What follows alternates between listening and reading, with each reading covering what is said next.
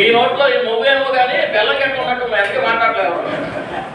నాలోటి నిండా నవ్వుంది నవ్వుంది అనండి, నవ్వుంది నవ్వుంది, నాలుగా పైన పాటుంది పాటుంది, నాలుగా పైన పాటుంది పాటుంది, ఆనందగానం సంతోష గీతం గుండెల్లో పొంగుచున్నది, ఆనందగానం సంతోష గీతం గుండెల్లో పొంగుచున్నది, నాలోటి నిండా నవ్వుంది నవ్వుంది, నాలోటి నిండా నవ్వుంది నవ్వుంది. మానవుని జీవితం సుఖ దుఃఖాల సమ్మేళనం. ప్రియమైన దేవుని బిడ్డలారా, ఇబ్బందులు కలుగుతూ ఉంటాయి, సంతోషాలు వస్తూ ఉంటాయి. మన జీవితంలో చీకటి అనేది ఎంత అశాశ్వతమో, పగలు అనేది ఎంత అశాశ్వతమే, పగలు అనేది ఎంత అశాశ్వతమో, చీకటి అనేది ఎంత శాశ్వతమే. రాత్రి ఏడుకుంటుంది, దుఃఖం ఉంటుంది, కానీ మరలా ఆ రాత్రి గతించిపోయి వేకువ కిరణాలు మన మీద ఎలా పడతాయో అలాగే నీటి సూర్యుని యొక్క కిరణాల ద్వారా మనందరం కూడా నిత్యము తేజరిల్లుదుము గాక, మహిమ పొందుదుము గాక, ఆయన చేత కనపరచబడుదుము గాక, నిత్యము ఆయనను గూర్చిన ఆనందము సంతోషము మన గుండెల్లో రగులుచుండును గాక. ఆనందాన్ని కబ్జా చేయడానికి, మన ఆనందాన్ని కొల్లగొట్టడానికి, దొంగిలించడానికి ప్రయత్నాలు చేస్తున్న ప్రతి దురాత్మ చీకటి శక్తుల ప్రయత్నాలని పరిశుద్ధాత్మ దేవుడు నిర్వీర్యం చేయనుగా. ప్రియమైన దేవుడి పిల్లలారా, మరొక్కసారి మీ అందరికి నా ప్రతి కొరకు వందనాలు తెలియజేస్తున్నాను. చాలా యాక్టివేట్ అయి ఉన్నారు మీరంతా కూడా. ఎవరికి ఫుల్ ఛార్జింగ్ లో ఉన్నారు. ఛార్జింగ్ డౌన్ అవుతుంది, నేను డౌన్ అయిపోతాను. దేవుని స్తోత్రం. మరి సభా ప్రాంగణంలో ఉన్నటువంటి పెద్దయ్య గారికి కూడా నా నిండు వందనాలు తెలియజేస్తున్నాను. ఎవరి స్వార్థ ప్రకటించే వారి పాదములు ఎంతో సుందరమైన, ఆ సుందర పాదం మోపబడిన తాకబడిన ప్రతి ప్రాంతం ఆశీర్వాదకరమే. ఆమేన్. మంచి దేవుని పిల్లలారా, ఒక్క మాటను మీరు చదివించి కొద్ది వివరణ ఇచ్చింది, ఆ మాట ముగిస్తాను. పరిశుద్ధ గ్రంథమైన బైబిల్ గ్రంథంలో నుంచి మత్తయి సువార్త 7వ అధ్యాయం 7వ వాక్యాన్ని మీరు బైబిల్ గ్రంథాలు తెరవకుండానే మీరు చెప్పగలిగినటువంటి నిష్ణాతులని నాకు తెలుసు. ఎవరైనా ఒకరు చదివి వినిపించండి గంభీరంగా, వేగంగా, స్పష్టంగా. మత్తయి సువార్త 7వ అధ్యాయం 7వ వచనం, అడుగుడి మీకు ఇయ్యబడును. చాలమ్మ. దేవుడు తన పరిశుద్ధ లేఖన భాగాన్ని మనందరం వినికిడ సమృద్ధిగా దీవించును గాక. చెవిగలిగిన వారు ఆత్మ చెబుతున్న సంగతులు గ్రహించును గాక. వాక్యం ధారణగా రాకుండా ఆటంకపరుస్తున్న, అభ్యంతరపరుస్తున్న, అడ్డుపడుతున్న ప్రతి దురాత్మ చీకటి శక్తులను పరిశుద్ధాత్మ శక్తి అడ్డుపడును గాక. చాలా సందర్భాల్లో ఈ వాక్యాన్ని మనం చదివి ధ్యానం చేసి మరొకసారి ప్రభు మాట్లాడబోతున్నారు. ఇక్కడ చదివినటువంటి మాట ఏంటంటే అడుగుడి అడుగుడి. లోకంలో ఒక మాట ఉంది ఏంటంటే అడగందే అమ్మాయిన అన్నం పెట్టదు అనేటువంటి లోకోక్తి ఉందిగా. అంగట్లో అన్ని ఉన్నాయంటే అల్లుడి నోట్లో శని ఉందంటే అంటారు. అనుభవించే యోగం ఉండాలిరా, తినే ప్రాప్తం ఉండాలిరా. ప్రియమైన దేవుని ప్రకారం ఈ రోజున తినడానికి చాలా మందికి తిన్నది, కానీ దానికన్నా ముందు ఒంట్లో ఏముందో తెలుసా? Sugar factory. ఏమంటే అలవాటు నిండా ఉంటాయి స్వీట్ బాక్సులు, కానీ లోపల ఏముంది? వయసు పెరిగే కొద్దీ ధనవంతులు అయిపోతారంటండి. ఈ జనరేషన్ లో ఐశ్వర్యవంతులు అయిపోతారంట వయసు పెరిగే కొద్దీ. వయసు పెరిగితే కాదు, ఏమంటే ధనవంతులు అయిపోతారట. ఎలాగండి అని అంటే వయసు పెరిగే కొద్దీ తలంతా వెండిమయమంట. ఇక పెద్ద ఒక ఆయన ఉన్నారు, తలంతా వెండిమయమే. అంటే ఏంటంటే చుట్టాలు పడిపోతా ఉంటుంది అనమాట. అదేవిధంగా పళ్ళన్నీ బంగారమయమే. ఎంత తోమినా, కోల్గేట్ వేసినా, లేకపోతే ఏ పేస్ట్ వేసి తోమినా పసుపే కానీ అన్నట్టుగా ఏమంటే పళ్ళన్నీ పసిరిమయమే అంటే.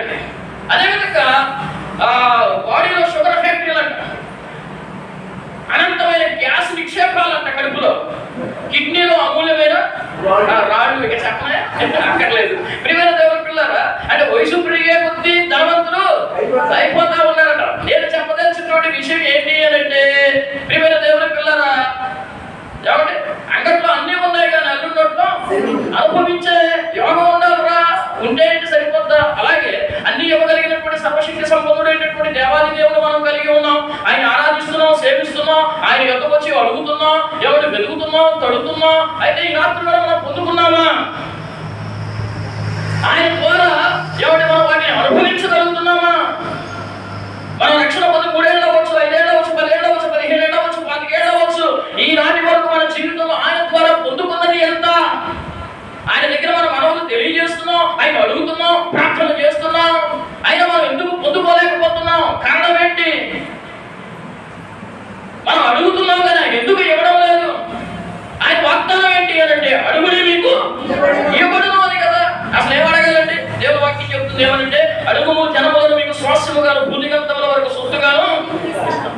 పరిశుద్ధాత్మను మీరు అడిగిన ఎడల పరిశుద్ధాత్మను నేను మీకు అనుగ్రహిస్తాను. మీలో ఎవరికైనా జ్ఞానం పొదువుగా ఉన్న ఎడల నన్ను అడగలను. మీరు విశ్వాసంతో అడిగితే ధారణగా మీకు అనుగ్రహిస్తాను. ఎందుకంటే బుద్ధి జ్ఞాన సర్వ సంపదలు గుప్తమై ఉన్నటువంటి జ్ఞానాధారం ప్రభువే. దేవుని స్తోత్రం. రూతమ్మ ఏమడుగుతుందో తెలుసండి, ఎవరి బోయిస్ పొలంలో కూర్చుకొనుటకు సెలవు అడిగిందట. హల్లెలూయా. ధాన్యమును కూర్చుకొనుటకు సెలవు. ఆయన కృప లేకపోతే, ఆయన దయ లేకపోతే మనం ఏది అనుభవించలేమండి. మన కష్టార్జితం అంటే సిల్లు సంచి అయిపోతుందండి. నువ్వు ఎంత కష్టపడినా, ఆలుగాలం ఎవరి కష్టపడినా, కండలు కరిగించుకున్నా నీ సంచి చిల్లు సంచి అయిపోతుందండి. కాబట్టి కూర్చుకోవడానికి కూడా ఆయన ఏమైనా అడగాలి, మనం సెలవు అడగాలి. హల్లెలూయా. మీరు పరిశుద్ధాత్మను అడిగిన ఆయన పరిశుద్ధాత్మను మీకు అనుగ్రహిస్తాడు. ఎవడి ఆ పరిశుద్ధాత్మ వల్ల సర్వసత్యంలోనికి నడిపిస్తాడు. మన అక్కర్లు తీరుస్తాడు, మన కొదువులు తీర్చు, మన పక్షంగా దేవునికి విజ్ఞాపన చేస్తాడు. ఆత్మలేని వాడు మావాడు కాదని వాక్యం చెప్తుంది. ఆయన మనకు సహకారిగా ఉంటాడు.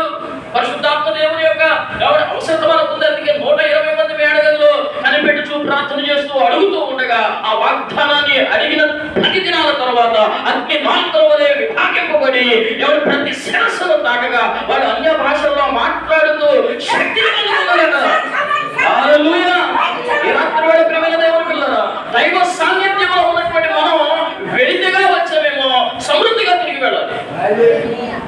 ఇన్ని దినాల నుంచి మనం అడుగుతున్నాం. కొంతమంది పొందుకున్నారు, దేవునికి స్తోత్రం. అసలు పొందుకోవాలంటే ఆయన ఎలా అడగాలి? ఈ రాత్రి వేళ మన సందేశం అంతే. దేవుని వాక్యం చెప్తుంది, నా నామం పేట మీరు ఏది అడిగినను దాని మీద మీకు ఇస్తున్నాం. ఎవరిస్తారండి వాగ్దానం చెప్పండి? ఆయన చిత్తానుసారంగా మనం ఏది అడిగినను ఆయన మనకు అనుగ్రహిస్తాడు అనున్నది మన ధైర్యం. మనం అడిగే స్థానంలో ఉన్నాం, ఆయన ఇచ్చే స్థానంలో ఉన్నాడు. యెషయా గ్రంథకర్త అంటాడు, అసలు ఆయన ఎవరి దగ్గరికి వెళ్ళి ఆలోచన అడిగాను, అసలు ఆయనకి ఎవరు బోధ చేశాను. ఎంత అద్భుతమైన సంగతి అండి. అసలు ఆయన ఎవరి దగ్గరికి వెళ్ళి ఆలోచన అడిగాడు, ఎవరి దగ్గరికి వెళ్ళి ఎవరి సలహా తీసుకున్నాడు, ఎవరి దగ్గరికి వెళ్ళి ఆయన సలహా తీసుకోలేదు. ఆయన ఇచ్చే స్థానంలో ఉన్నటువంటి దేవుడు. ఈ రాత్రి వేళ నీ అంతరంగంలో ఉన్నటువంటి కోరికేదో వాంచేదో నీ హృదయ వాంఛలు కూడా తీర్చేటువంటి ప్రభు సన్నిధికి నీవు రావడం నీ ధన్యత, నీ భాగ్యం. అయితే ప్రియ దేవుని పిల్లరా, మనం ఎలా అడగాలి? ప్రభు ఎలా పెట్టి అలా అడిగి ఇచ్చేస్తాడు. మన ప్రాంతానికి ఒక ఎమ్మెల్యేలో ఎంపీలో లేకపోతే మినిస్టర్ గారు వచ్చారనుకుంటే ఎలా అడుగుతాం? ఏమడుగుతాం? ఎందుకు అడుగుతాం? ఎప్పుడు అడుగుతాం? ఏ విధానంలో అడుగుతాం? మన బిహేవియర్ ఎలా ఉండాలి అంటే ఎంత జాగ్రత్తతో మనం ఆయన అడుగుతామో కదా, ఎంత శ్రేష్టమైన కోరికలను మనం ఆయన దగ్గర ప్రజెంట్ చేస్తామో కదా. ఈరోజు కూడా సర్వశక్తి సంపన్నుడైనటువంటి దేవుడు, రాజులకు రాజు, ప్రభువులకు ప్రభు అయినటువంటి దేవుడు మన మధ్యలో సంచరిస్తూ ఉన్నాడు. ఎవరి ఎలా అడగాలో నేర్చుకుని మనం అడుగుతాం. ఆమేన్.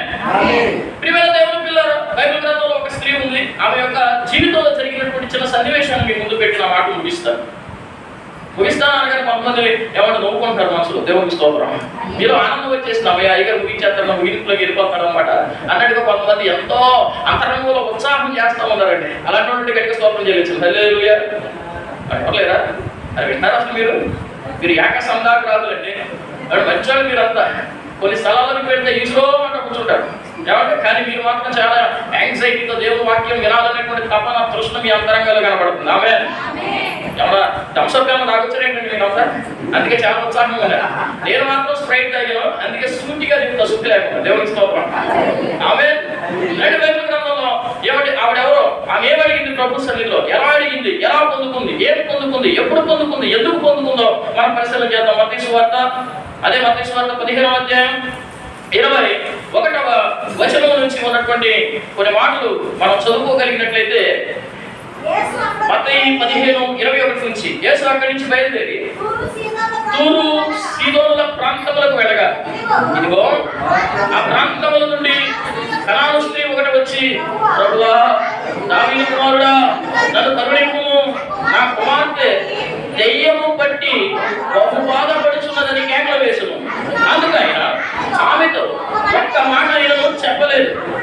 అప్పుడు ఆయన శిష్యులు వచ్చి, ఈమె మన వెంబడి వచ్చి కేకలు వేయుచున్నది కనుక ఈమెను పంపివేయమని ఆయనను వేడుకొనగా, ఆయన ఇశ్రాయేలు ఇంటి వారై నశించిన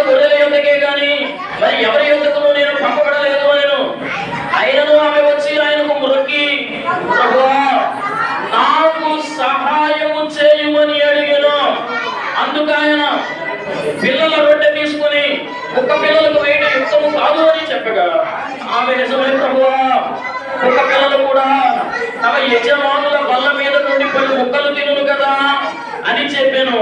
అందుకు యేసు, అమ్మా నీ విశ్వాసము గొప్పది, నీవు కోరినట్టే నీవు అవునుగాక అని ఆమెతో చెప్పాను. ఆ గడియలోనే ఆమె కుమార్తె స్వస్థత పొందిన. చెప్పలేదు ఒకసారి ప్రభుత్వం కదా. ఈమెను దేవుని బిడ్డగా చదివినటువంటి ఉదంతం అంతా మనకు తెలుసు. ఈమెను గురించినటువంటి ఇంట్రొడక్షన్ లేకపోతే పరిచయ వాక్కులు ఎలా ఉన్నాయంటే, తూరు సిదోన ప్రాంతం నుంచి వచ్చినటువంటి ఒక కనాను స్త్రీ అని రాయబడుతుంది. అంటే ఆమె ఎప్పుడు కూడా దేవుని మందిరానికి వెళ్ళింది కాదు అని అర్థమవుతుంది.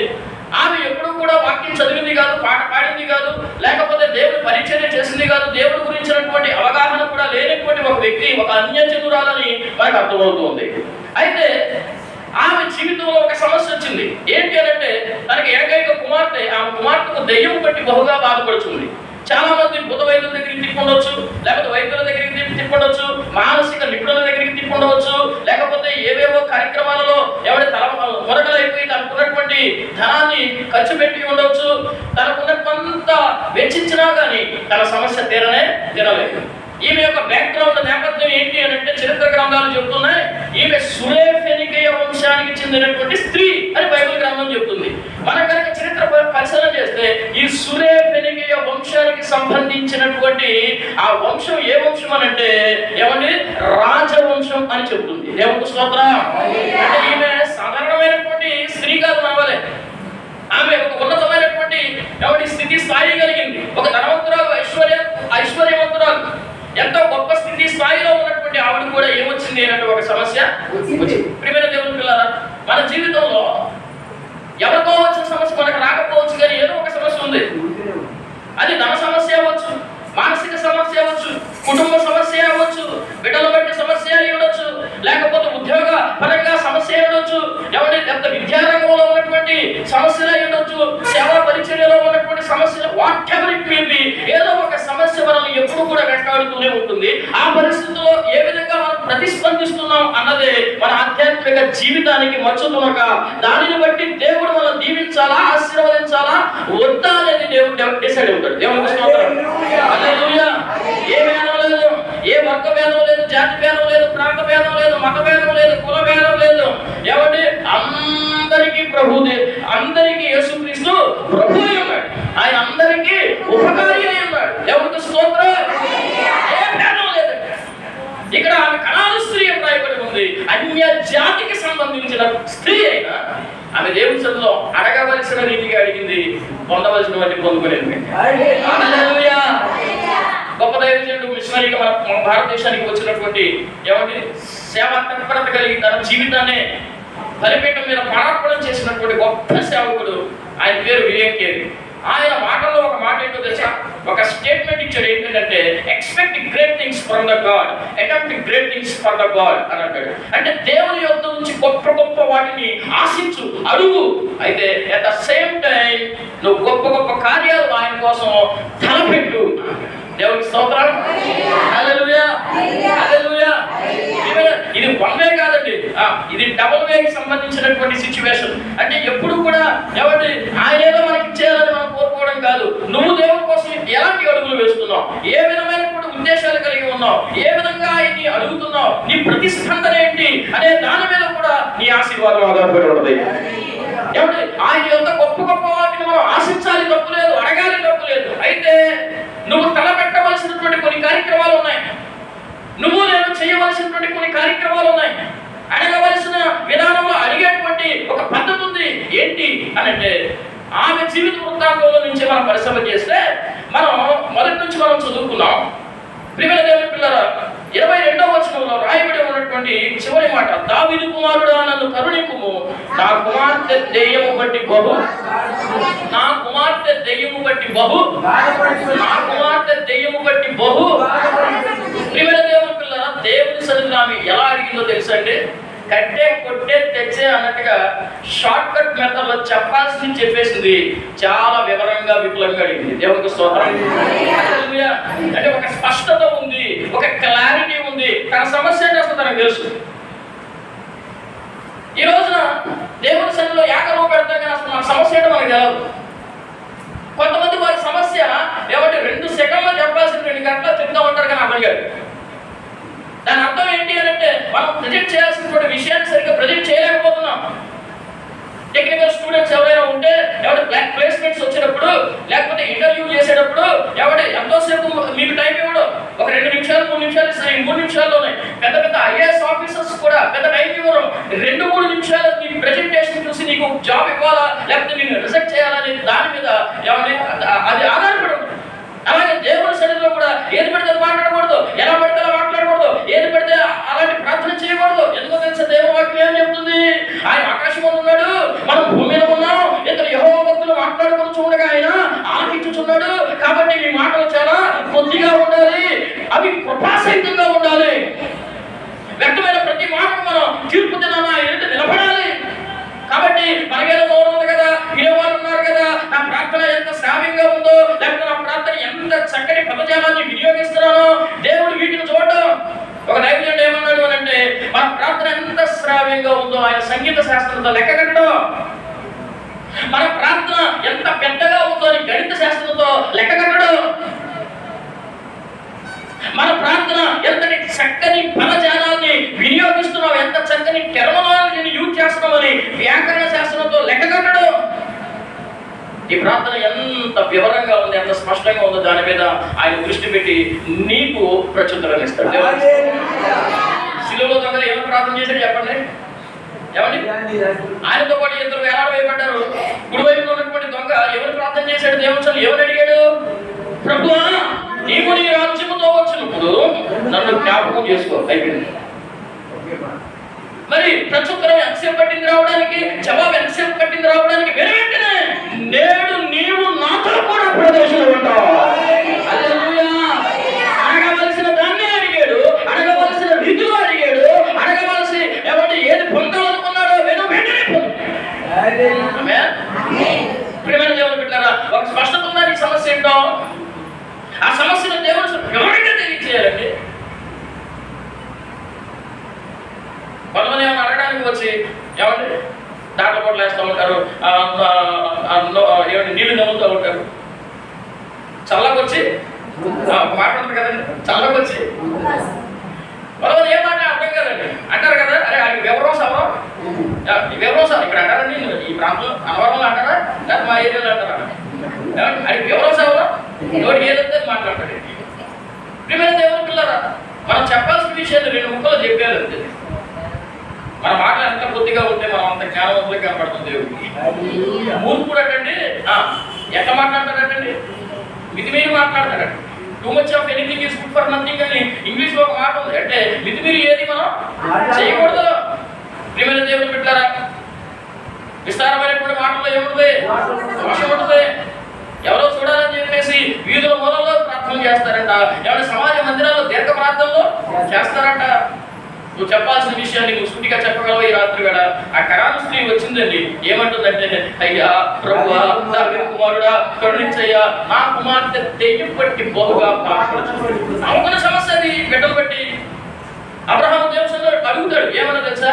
అయ్యా నా కుమారుడు నా చిన్నోడు ఇస్సాకు, ఆడు మంచోడనయ్యా, ఆడు చక్కగా దైవికంగా పెరుగుతున్నాడయ్యా, నా భార్య శారా విశ్వాసంలో ఎంతో గనురాలయ్యా, నా దగ్గర ఉన్నటువంటి పెద్ద పాలేరు ఉన్నాడే, ఎవరైనా పేరు ఎలియాసులో, వాడు కూడా ఎంతో భక్తిపరుడయ్యా, 318 మంది కుటుంబాలు అలవర్చబడి ఉన్నాయి, వాళ్ళందరూ కూడా బాగానే ఉన్నారయ్యా నాకులాగనే. కానీ నా పెద్దోడు ఉన్నాడు, ఆడి పేరేంటి? ఇష్మాయేలు. ఆడి పేరుకి అర్థం ఏంటి? అడవిగా అర్థము. ఆ పేరుకు తగినట్లుగానే ఆడు ఒక మూర్ఖుడయ్యా, ముండోడయ్యా, నేను చెప్పిన మాట వినడయ్యా, నీ సన్నిధిలో ఉండడయ్యా, యూత్ మీటింగ్స్ రాడయ్యా, సండే స్కూల్కి రాడయ్యా, తల్లిదండ్రులకు వినేదా సోపడయ్యా, వాడికి ఇష్టం వచ్చినట్టుగా నచ్చినట్టుగా పుట్టినట్టుగా ప్రవర్తిస్తాడయ్యా. అయితే ఒక చిన్న మనవి, వాడు నిత్యము నీ సన్నిధిలో బ్రతుకున్నట్లుగా సహాయం. ప్రియమైన దేవుని బిడ్డలారా, ఆ మనవని దేవుడు ఆలకించి వాగ్దానం కూడా చేశాడు. ఏమనంటే ఇశ్మాయేలు గర్భవాసంలో నుంచి 12 రాజులు ఉద్భవిస్తారని. దేవుడు ప్రపంచాన్ని రూలింగ్ చేసేటువంటి వారు ఆ 12 రాజుల గర్భంలో నుంచి ఒక 50 దేశాలుగా అరబ్ కంట్రీస్ గా వెలిసాయి. ఈ రోజున ప్రతి దేశం ఆ దేశాల వైపు చూస్తా ఉన్నాయి. ఎందుకో తెలుసా? అబ్రహాము దేవుడు సన్నిధిలో చేసినటువంటి మనవి దేవుని అడిగినటువంటి విధానం అలాంటి.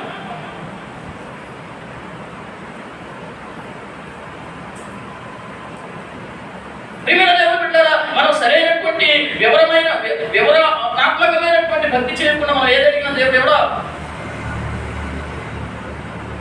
కొంతమంది విశ్వాసులే కానీ విశ్వాసంలాగా ఉంటారండి. మీరు మాత్రం మంచోడు, దేవుని స్తోత్రం. మిమ్మల్ని నేనే మాట్లాడండి, ఎందుకంటే మళ్ళీ అర్ధరాత్రి 50 కిలోమీటర్లు వెళ్ళాలనుకోండి. దేవుని స్తోత్రం. ప్రియమైన దేవుడు పెట్టారా, ఒక మాస్టర్ గారు ప్రదర్శనకి వెళ్ళారంట. మరి పెద్ద ఎక్కర్లండి ఏమైనా అభిషేక్తులు అయినటువంటి దైవజనులు చక్కగా గౌరవాత్మకంగా ఆవిడ కుర్చీ చేసి కూల్ డ్రింక్ ఇచ్చిందంట, ఆ మాట ఈ మాట చెప్పిందంట. ఈలోపు ఆ పిల్లడు వచ్చాడంట, అయ్యా ఇదిగో మాటలోనే వచ్చాడు, వీడికి పని తక్కువ ఆకలి ఎక్కువ, ఆరగారగా తింటాడు, వీడి కోసం ప్రార్థన చేయ్యా. ఆ ఎవరొస్తు పాపం ఎవరు కాస్త సిగ్గనిపించిందా తగ్గించుకుని వెళ్ళిపోయాడు ఇంట్లోకి. ఈలోపు మాటలోనే వచ్చిందంట కుమార్తె, ఇదిగో వచ్చిందా, దీనికి చదువు తక్కువ సోకులు ఎక్కువ, దీనికోసం ప్రార్థన చేయండి. పాపం ఆవు కూడా బాధపడి తెలిపోయిందంట. ఇక నోరు కలుపు ఏమి లేదు. ఎవరు సాయంత్రానికి భుజం మీద పారేసుకుని ఎంతో అలసటతో వచ్చినట్ట భర్త పొలం పనికి వెళ్ళి ఎవరు వ్యవసాయం చేసుకుంటాడు. వచ్చినటువంటి వ్యక్తికి ఎవరు ఏదో మంచినీళ్ళు ఇచ్చి టీకా కాఫీలో ఇచ్చి ఏదో మంచి చెడు చూడాలిగా, వేడిలో పెట్టి అదేం లేదు. ఇదిగో వచ్చాడుగా, ఆయనకి అది ఎక్కువ ఇది తక్కువ, అది ఎక్కువ ఇది తక్కువ, అది ఎక్కువ. ఈలోపు ఇంట్లోకి వెళ్ళిందంటే ఏదో పని మీద ఏమన్నా దేనంగా ఐగారంగా చూస్తా, ఏమంటే ఆ సిమెంట్ స్తంభాన్ని కాదుకుని ఐగారు కుర్చీలో కూర్చుంటే దేనంగా చూస్తా ఐగారు చూశారు కదా దాని భాగం.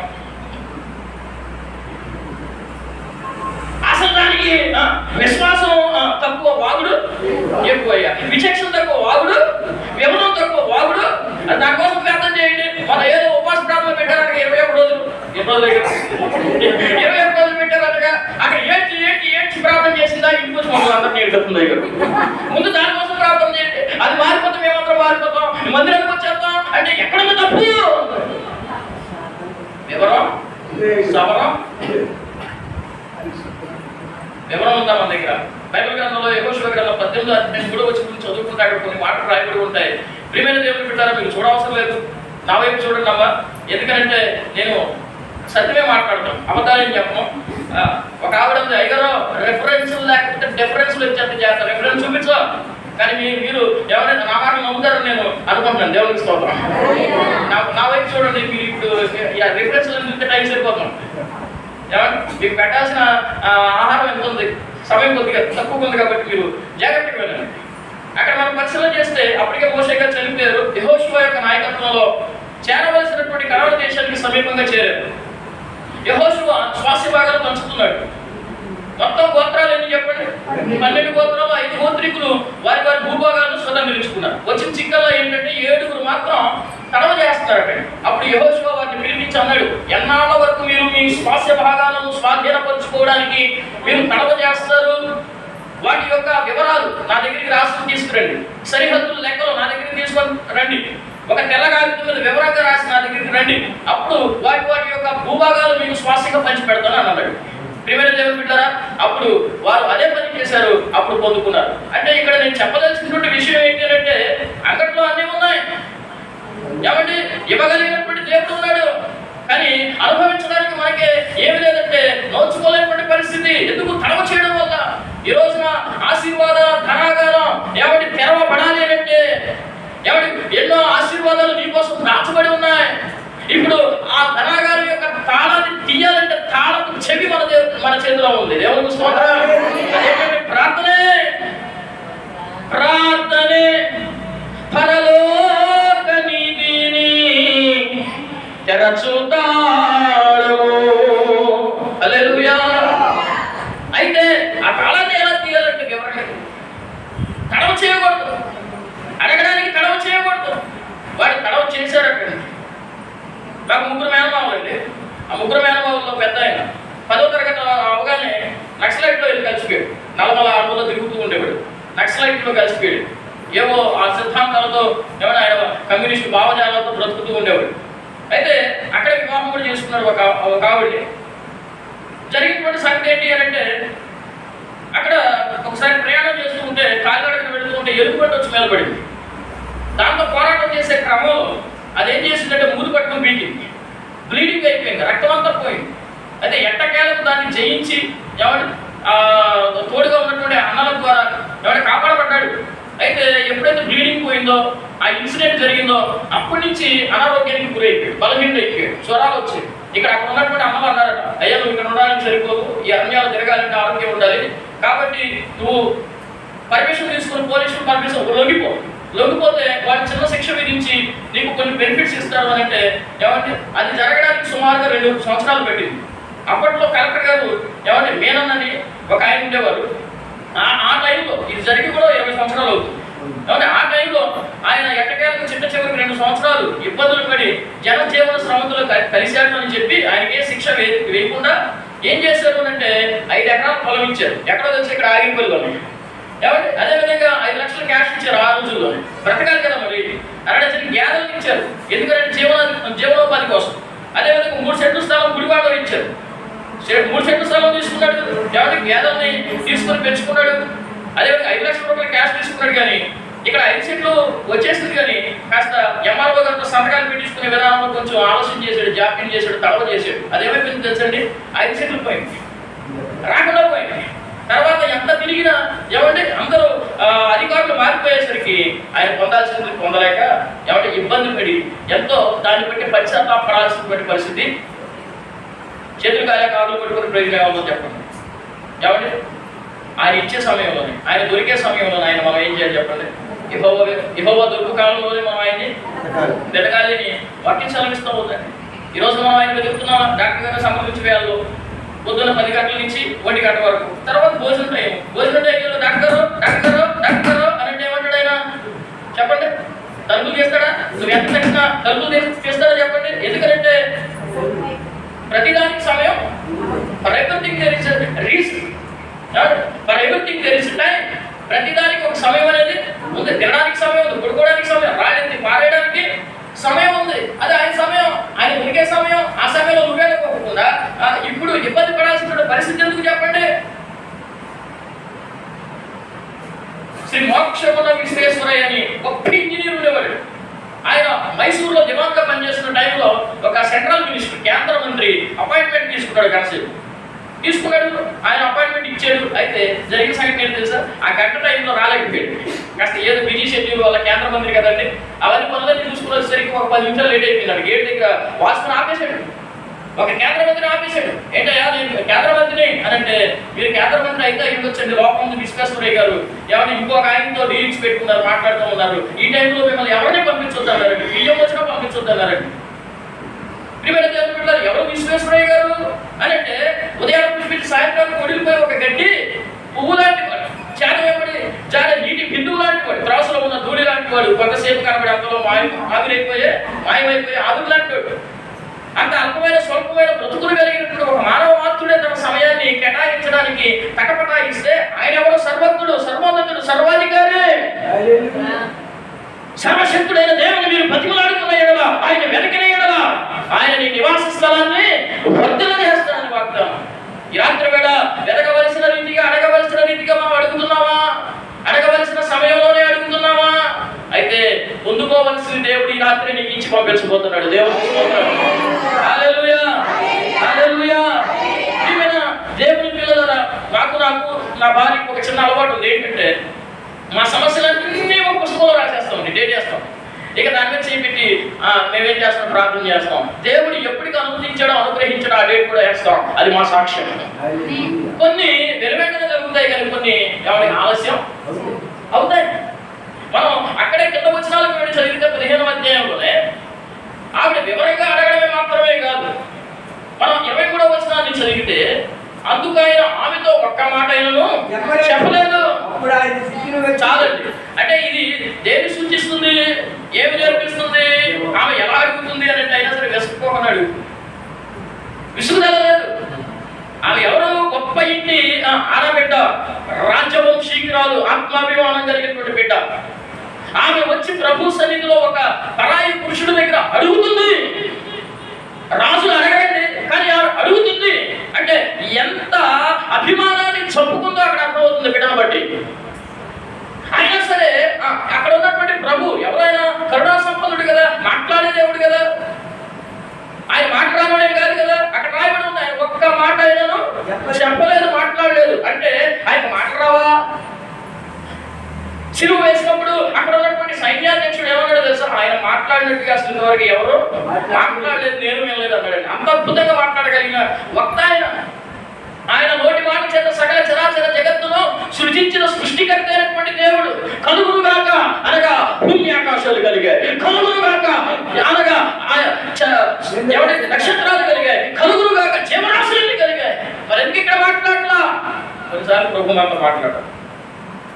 అలానే ఆయన నీకు దూరంగా లేడు, అలానే ఆయన నిన్ను విడిచిపెట్టలేదు, అలానే నిన్ను ఆయన మర్చిపోయే దేవుడు. తల్లి అయిన మరచునేమో నేను నిన్ను మరువను, చూడు నా చేతులలో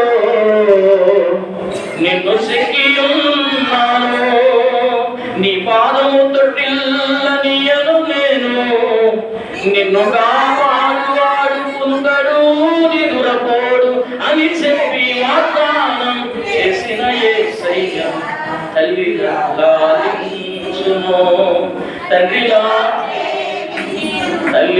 లాలించును, తండ్రిలా మునివి వచ్చు వరకు ఎత్తుకొని ముందాడు, సంగ పెట్టుకొని కాపాడు యేసయ్య తల్లిలా లాలించును, తండ్రిలా. హల్లెలూయా. మర్చిపోయే దేవుడు అక్కడ మాట్లాడడం లేదు అని నేను పరీక్షిస్తున్నాడు. కొన్ని సందర్భాల్లో చేసిన ప్రార్థనలు ప్రత్యుత్తరాలు విలువెంటనే వస్తాయి, కానీ కొన్ని సందర్భాల్లో ఆలస్యాలు ఇప్పుడు కూడా అవరోధాలు, కానీ ఆలస్యాలన్నీ ఆశీర్వాదాలే. మీరు బైబిల్ గ్రంథంలో పరిశీలన చేస్తే ఆలస్యంగా పుట్టినటువంటి బిడ్డలందరూ ప్రయోజకులు అయ్యారు. అవునా కదా చెప్పండి? ఆలస్యంగా మన చేతికి వచ్చిన ఎప్పుడు కూడా శ్రమగానే ఉంటాయి, మీరు వెంటనే వచ్చేది ఎప్పుడు కూడా పోతాయి. కనాన్ దేశాన్ని స్వతంత్రించుకోవడానికి ఇజ్రాయెల్ ప్రజలకి ఎన్ని సంవత్సరాలు పెట్టింది? 40 సంవత్సరాలు పెట్టింది. అసలు ఎన్ని దినాలు వెళ్ళిపోవచ్చు? 11 దినాలలో వాళ్ళు కాలినాడని వెళ్ళిపోవచ్చు, కానీ 40 సంవత్సరాలు అరణ్యాత్ర ఎందుకు చేయించాడు? అంత ఆలస్యంగా దేవుడు ఆ కణాలు భూభాగాన్ని ఎందుకు ఇచ్చాడో తెలుసా? ఆశీర్వాదం అనేది ఎప్పుడు కూడా ఆలస్యంగా వస్తుంది. హల్లెలూయా. దేవుని వాక్యం చెప్తుంది, ప్రియమైన దేవుని బిడ్డ, యెషయా గ్రంథం 43:22లో ఏమనంటే, యాకోబు నీవు నన్ను గూర్చి విసిగిందివి కదా. యాకోబు ఏం చేస్తాడంటే ప్రభువుని బట్టి ఏం చేస్తున్నాడు? ప్రభు ప్రార్థన చేయడానికి ఏం చేస్తున్నాడు? వాక్యం చదవడానికి ఏం చేస్తున్నాడు? దేవుని మందిరానికి రావడానికి ఏం చేస్తున్నాడు? పరిచర్య చేయడానికి ఏం చేస్తున్నాడు? ఆయన అర్పణలో అర్పించడానికి ఏం చేస్తున్నాడు? విసుగు. ప్రార్థన చేయడానికి విసిగే, వాక్యం చదవడానికి విసిగే, మందిరానికి రావడానికి విసిగే, ఆయన నియమించినటువంటి ఆయన అర్పణలు ఇవ్వడానికి కూడా విసిగే. దైవజనుడు ఏమైనా పరిచయం చెప్తే అది కూడా విసిగే. ఎవరికి? యాకోబుకి. అక్కడ మన పేరును ప్రతిక్షేపించుకోవాలి. అక్కడ మనకు కూడా విశ్వాసమేమో, కానీ ప్రియమైన దేవుని పిల్లరా, అదే యాకోబు ఒక దినాన పరిస్థితులు బాగోక సమస్యలు ఎక్కువైపోయి తన యొక్క దగ్గర ఉన్నటువంటి బాధలను బిడ్డలను మహనీయము అంటే 2 గుంపులుగా ఆయన పంపించేసి ఒక్కడే మిగిలిపోయాడు. ఎక్కడ? యబ్బోకు రేవు దగ్గర. ఈ రోజు నా యబ్బోకు రేవు దగ్గర నువ్వు మిగిలిపోయావేమో. ఈ రాత్రి ఆ యాకోబు ఏ విధంగా రాత్రంతా పెనుగులాడి మగసిరి కలిగిన వాడై జయమునితో పోరాడి గెలిచి అనుకున్నది సాధించాడో, ఈ రాత్రి వేళ ఎవడి విసుగకుండా నువ్వు పోరాటం చేయి, ఎవడి దేవుడు నీకు ఇవ్వబోతున్నాడు. హల్లెలూయా. ఒకప్పుడు యాకోబు విసుగుపోయాడు ప్రార్థన అంటే, కానీ ఇప్పుడు అదే యాకోబు విసుగు లేకుండా దేవుని సన్నిధిలో మగసిరి కలిగిన వాడై పట్టుదలతో కన్నీటితో ప్రార్థన చేసి పొందుతున్నాడండి. యెహోవా జ్ఞాపకర్తలారా, ఓ ఎనబైటండి అన్నమ్మా, యెహోవా జ్ఞాపకర్తలారా, మీరు విశ్రమింపకుడి, ఆయన విశ్రమింపనీయకుడి. హల్లెలూయా. మీరు విశ్రాంతి తీసుకోవద్దు, పొందుకునేదాకా ఆయనను విశ్రమింపనివ్వద్దు. దేవుడికి స్తోత్రం. యానాతో దేవుడు నేను నిద్రపోతా, నువ్వు లేచి నీ దేవునికి ప్రార్థన చేయి. ఈరోజు మొర పెట్టాల్సిన సంఘాలు గుర్రు పెడుతున్నాయి కాబట్టి ఇలాంటి అవాంఛనీయమైనటువంటి సంఘటనలు, ఇలాంటి అక్రమాలు, అన్యాయాలు, దౌర్జన్యాలు, మానవంగాలు, చీకటి శక్తుల ప్రభావం దేశాన్ని అలుపుతుంది అని నేను అంటాను. కాదు అని మీరు అంటారా? ఖచ్చితంగా ఈ రోజున సంఘాలు సాతాను ఓడిలో నిద్రపోతున్నాయంటే ఒక దైవజనుడు చెప్పాడు. సాతాను వాళ్ళు నిద్రపోతూ దేవుడి వాళ్ళు నిద్రపోతాం అనుకుంటున్నారు వీళ్ళు. లాలి లాలి లాలమ్మ లాలి లాలి అని పాడమే బాలయేసునకు లాలి అంటే యేసయ్యను పిల్లోడిగా చేసేసి ఉయ్యాలతో ఊపుతూ నీకేమి తెలియదయ్యా, నేను అన్యాయం చేస్తాను, అక్రమాలు చేస్తాను, పాపాలు చేస్తాను, నా ఇష్టానుసారంగా నేను నడుస్తాను, నువ్వు అక్కడ చూస్తా నవ్వుతూ ఉండు. ఆ చిన్నపిల్లడికి ఆ దిగినా సరే నవ్వుతాడు. అట్లాగే దేవుడు చిన్నపిల్లోడి చేసి చేసి నేను చెయ్యాల్సినంత చేస్తాం అంటే ఇప్పుడు ఎవరి ఒళ్ళో ఉన్నాం మనం చెప్పండి కదా.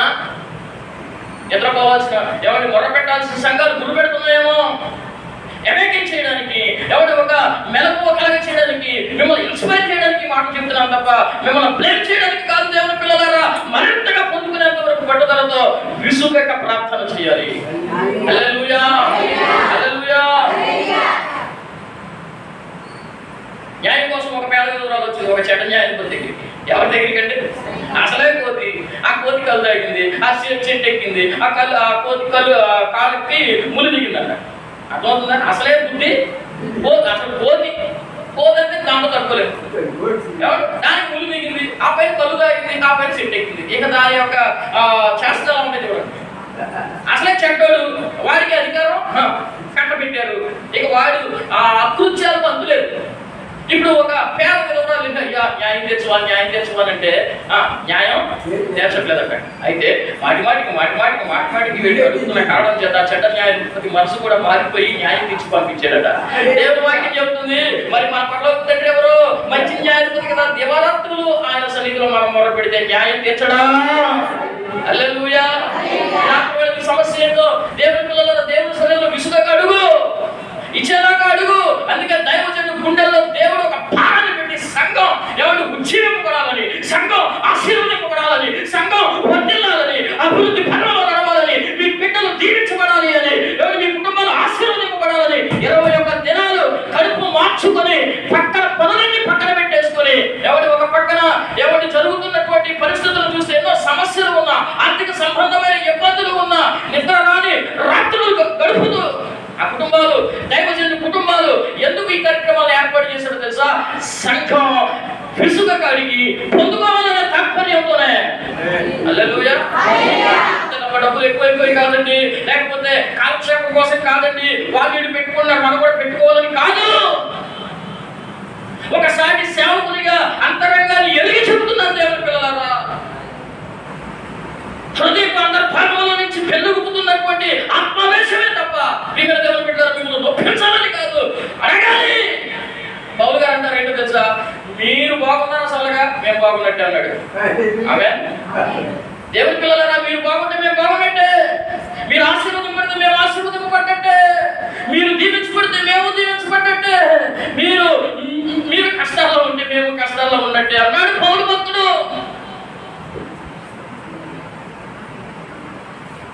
అక్కడ మన సంఘంలో 10 మంది ఇంజనీర్లు ఉన్నారనుకోండి, మన జరిగినటువంటి సమస్య ఎప్పుడో పరిష్కరింపబడేది.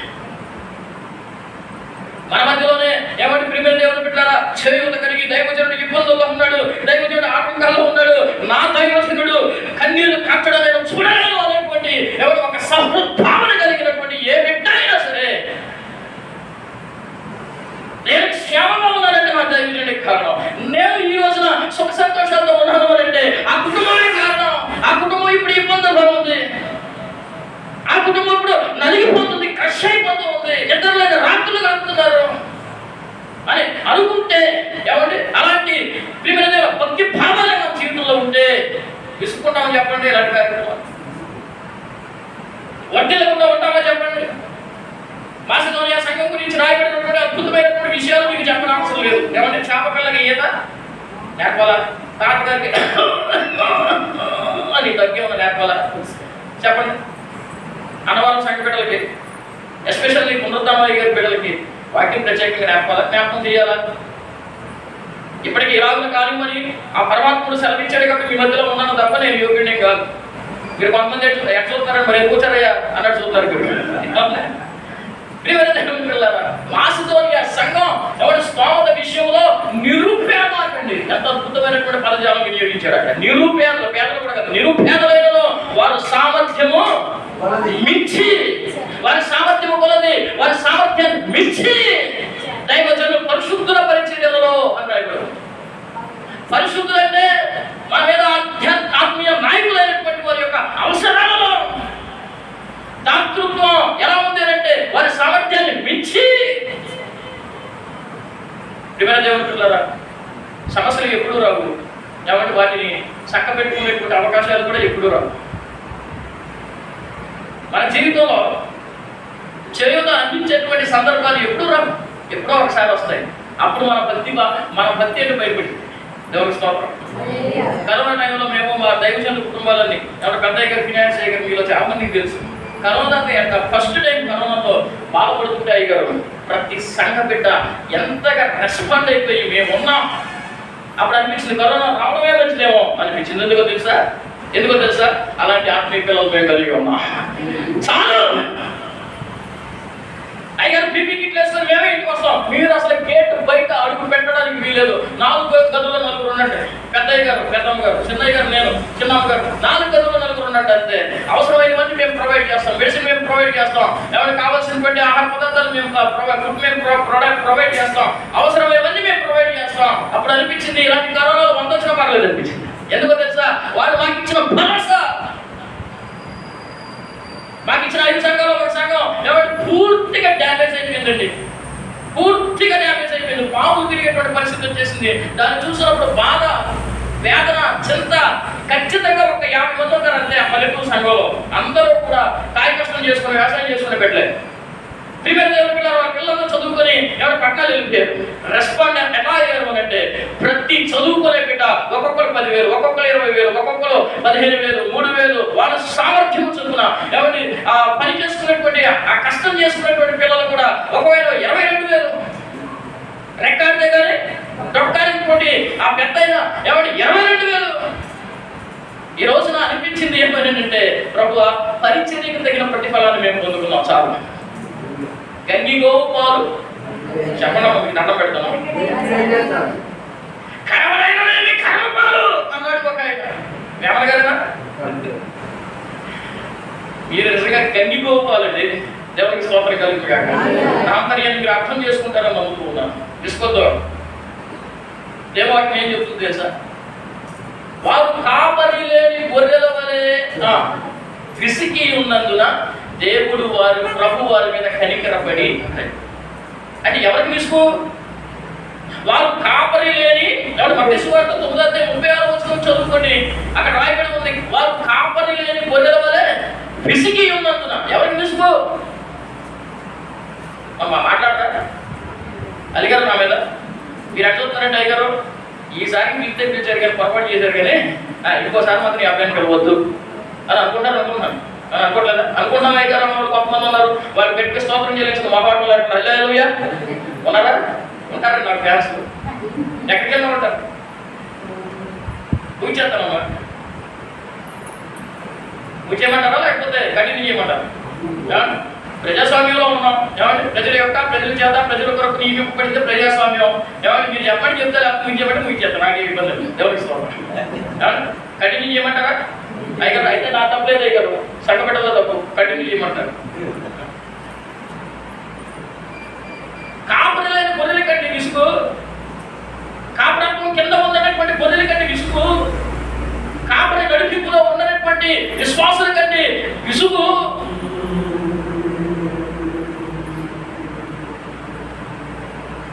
కానీ దావీదు మహాభక్తుడు ఏమంటాడు తెలుసండి? 23 కీర్తనలో లార్డ్ ఈజ్ మై షెపర్డ్. యెహోవా నా కాపరి, నాకు లేమి కలగదు. ఎందుకో తెలుసా? పైన ఏముంది? నా తల మీద ఏముంది? ఆయన నూనెతో నా తల అభిషేకం. మరి నా కింద ఏముంది? పచ్చిక బయటలో ఆయనను. అంటే కింద ఏముంది? ఆశీర్వాదం ఉంది. ఒక పక్కన శాంతికరమైన, ఒక పక్కన ఆదరించే దండం. మరి వెనకాల ఏముంది? కృపాక్షేమాలు నా వెంట. మరి ముందేముంది? శత్రువుల ఎదుట భోజనం. అంటే ఏ యాంగిల్లో చూసిన 360 degrees యాంగిల్లో చూసిన ప్రొటెక్షన్. కాపురత్వం కింద ఉన్నాడు. ఒక కాపురత్వం కింద ఉన్నటువంటి గొర్రెకు సంరక్షణ అలాంటిదండి. కనబడినట్లుగా వైఫై లాగా మీ చుట్టూ ప్రొటెక్షన్ ఉంటుంది. దేవునికి స్తోత్రం. యెహజీకి ఆ మనోడికి ఎలీషా మనోడికి అర్థం కాలేదు. ఏమంటే ప్రభు వీడి కన్నులు తెరవచ్చేయమనంటే అప్పుడు అగ్ని రథాలు కనబడతా ఉన్నాయంటే శత్రువుడు చుట్టూ. ఈ రోజున నీకున్న ఆటంకం ఏంటో నాకు తెలియదు, అర్థం ఏంటో తెలియదు, నీకున్న సమస్య ఏంటో తెలియదు. బియాండ్ దట్ ప్రాబ్లం, ఆ సమస్యకు ఆవరణ దేవుని శక్తి ఆవరించబడి ఉంది. పరిష్కారం ఉంది. నీ ప్రశ్నకు సమాధానం ఉంది. హల్లెలూయా. ఇసుకొద్దు. ఒక కాపరత్వం కింద నడు. నీ భయాలన్నీ పోతాయి, ఆటంకాలన్నీ పోతాయి. నా భయమే పోయనే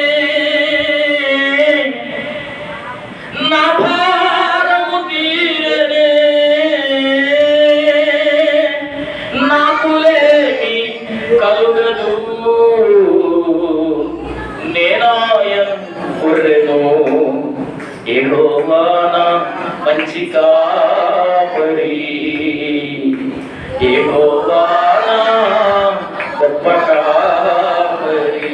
కొన్నిసార్లు ప్రియమైన దేవుని ఆలస్యం చేస్తాడైనా నువ్వు విసుగక దేవుని సన్నిధిలో ఏం చేయాలి?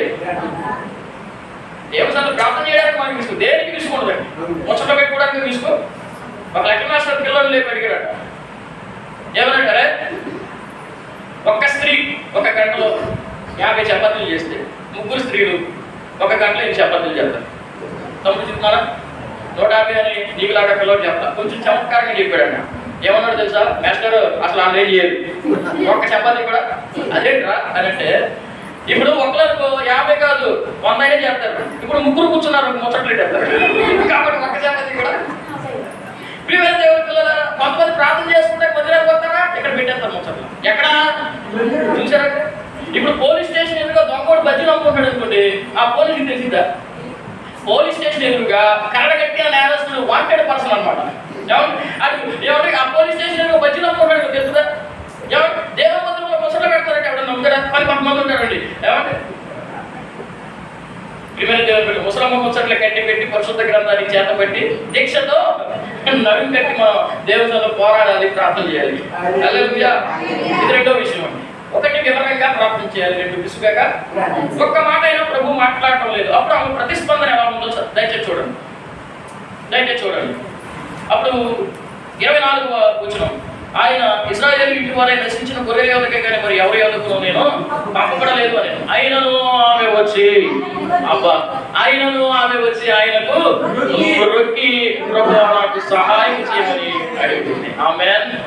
మళ్ళాంటి అయితే ఏంటయ్యా, ఏదో గొప్పవాడు అని, ఏదో నా సమస్య తీరుస్తావు ఆడియో చెప్తే నీ సన్నిధికి వస్తే అవమానిస్తావా, నన్ను బ్లేమ్ చేస్తావా, ఇంత అవమానమా అని మళ్ళాంటి వెళ్ళిపోతాడేమో. కానీ ఆమె ఇంకా డౌన్ టు ఎర్త్ వెళ్ళిపోయి మ్రొక్కి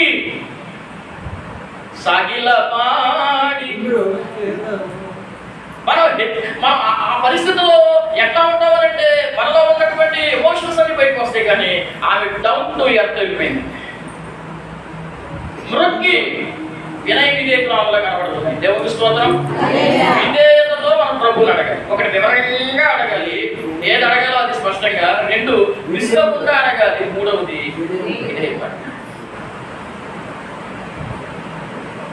మన ప్రభువైన యేసుక్రీస్తు వారు కూడా శ్రమల వలన విధేయత నేర్చుకున్నాడట. శ్రమల వలన విధేయత. కొన్నిసార్లు దేవుడు మనకు శ్రమలు ఎందుకు పెడతాడు తెలుసా? మనలో విధేయతను మనం పెంపొందింప చేసుకోవడానికి. ఆమేన్. హల్లెలూయా. ఆ శ్రమలే మన ఆయుధం. శ్రమ పొందక మునుపు నేను పట్టు తప్పి తిరిగాను, శ్రమ పొందడం నాకెంతో మేలైన దావీదు భక్తుని యొక్క అనుభవం. ఈ రోజు ప్రియమైన దేవుని పిల్లలారా, శ్రమానుభవాలు కూడా మనం వెళుతూ ఉన్నప్పుడు అనేక మంది భక్తులు మన ముందు పెట్టారు. మనలో అడుగు చేయడంలో కూడా మనం నడిచి ఆ శ్రమలనే మన ఆయుధాలుగా చేసుకుంటాం. మనం ఏం చేయాలంటే విజయాన్ని పొందాలి అనేటువంటి అద్భుతమైన విషయాన్ని మనం గుర్తించాలి. వాస్తవానికి ఒక్కని అవిధేయత ఈ లోకంలోనికి ఏం తీసుకొచ్చింది? శాపాన్ని. మొదటి ఆదాము యొక్క అవిధేయత శాపాన్ని తీసుకొస్తే ఒక్కని విధేయత, ఆమేన్, ఒక్కని విధేయత ఈ సర్వ లోకానికి, సర్వ మానవానికి ఆశీర్వాదం తెచ్చింది దేవుడు. నీ కుటుంబంలో నీ ఒక్కని విధేయత ఆ కుటుంబానికి ఆశీర్వాదం ఇవ్వాలి.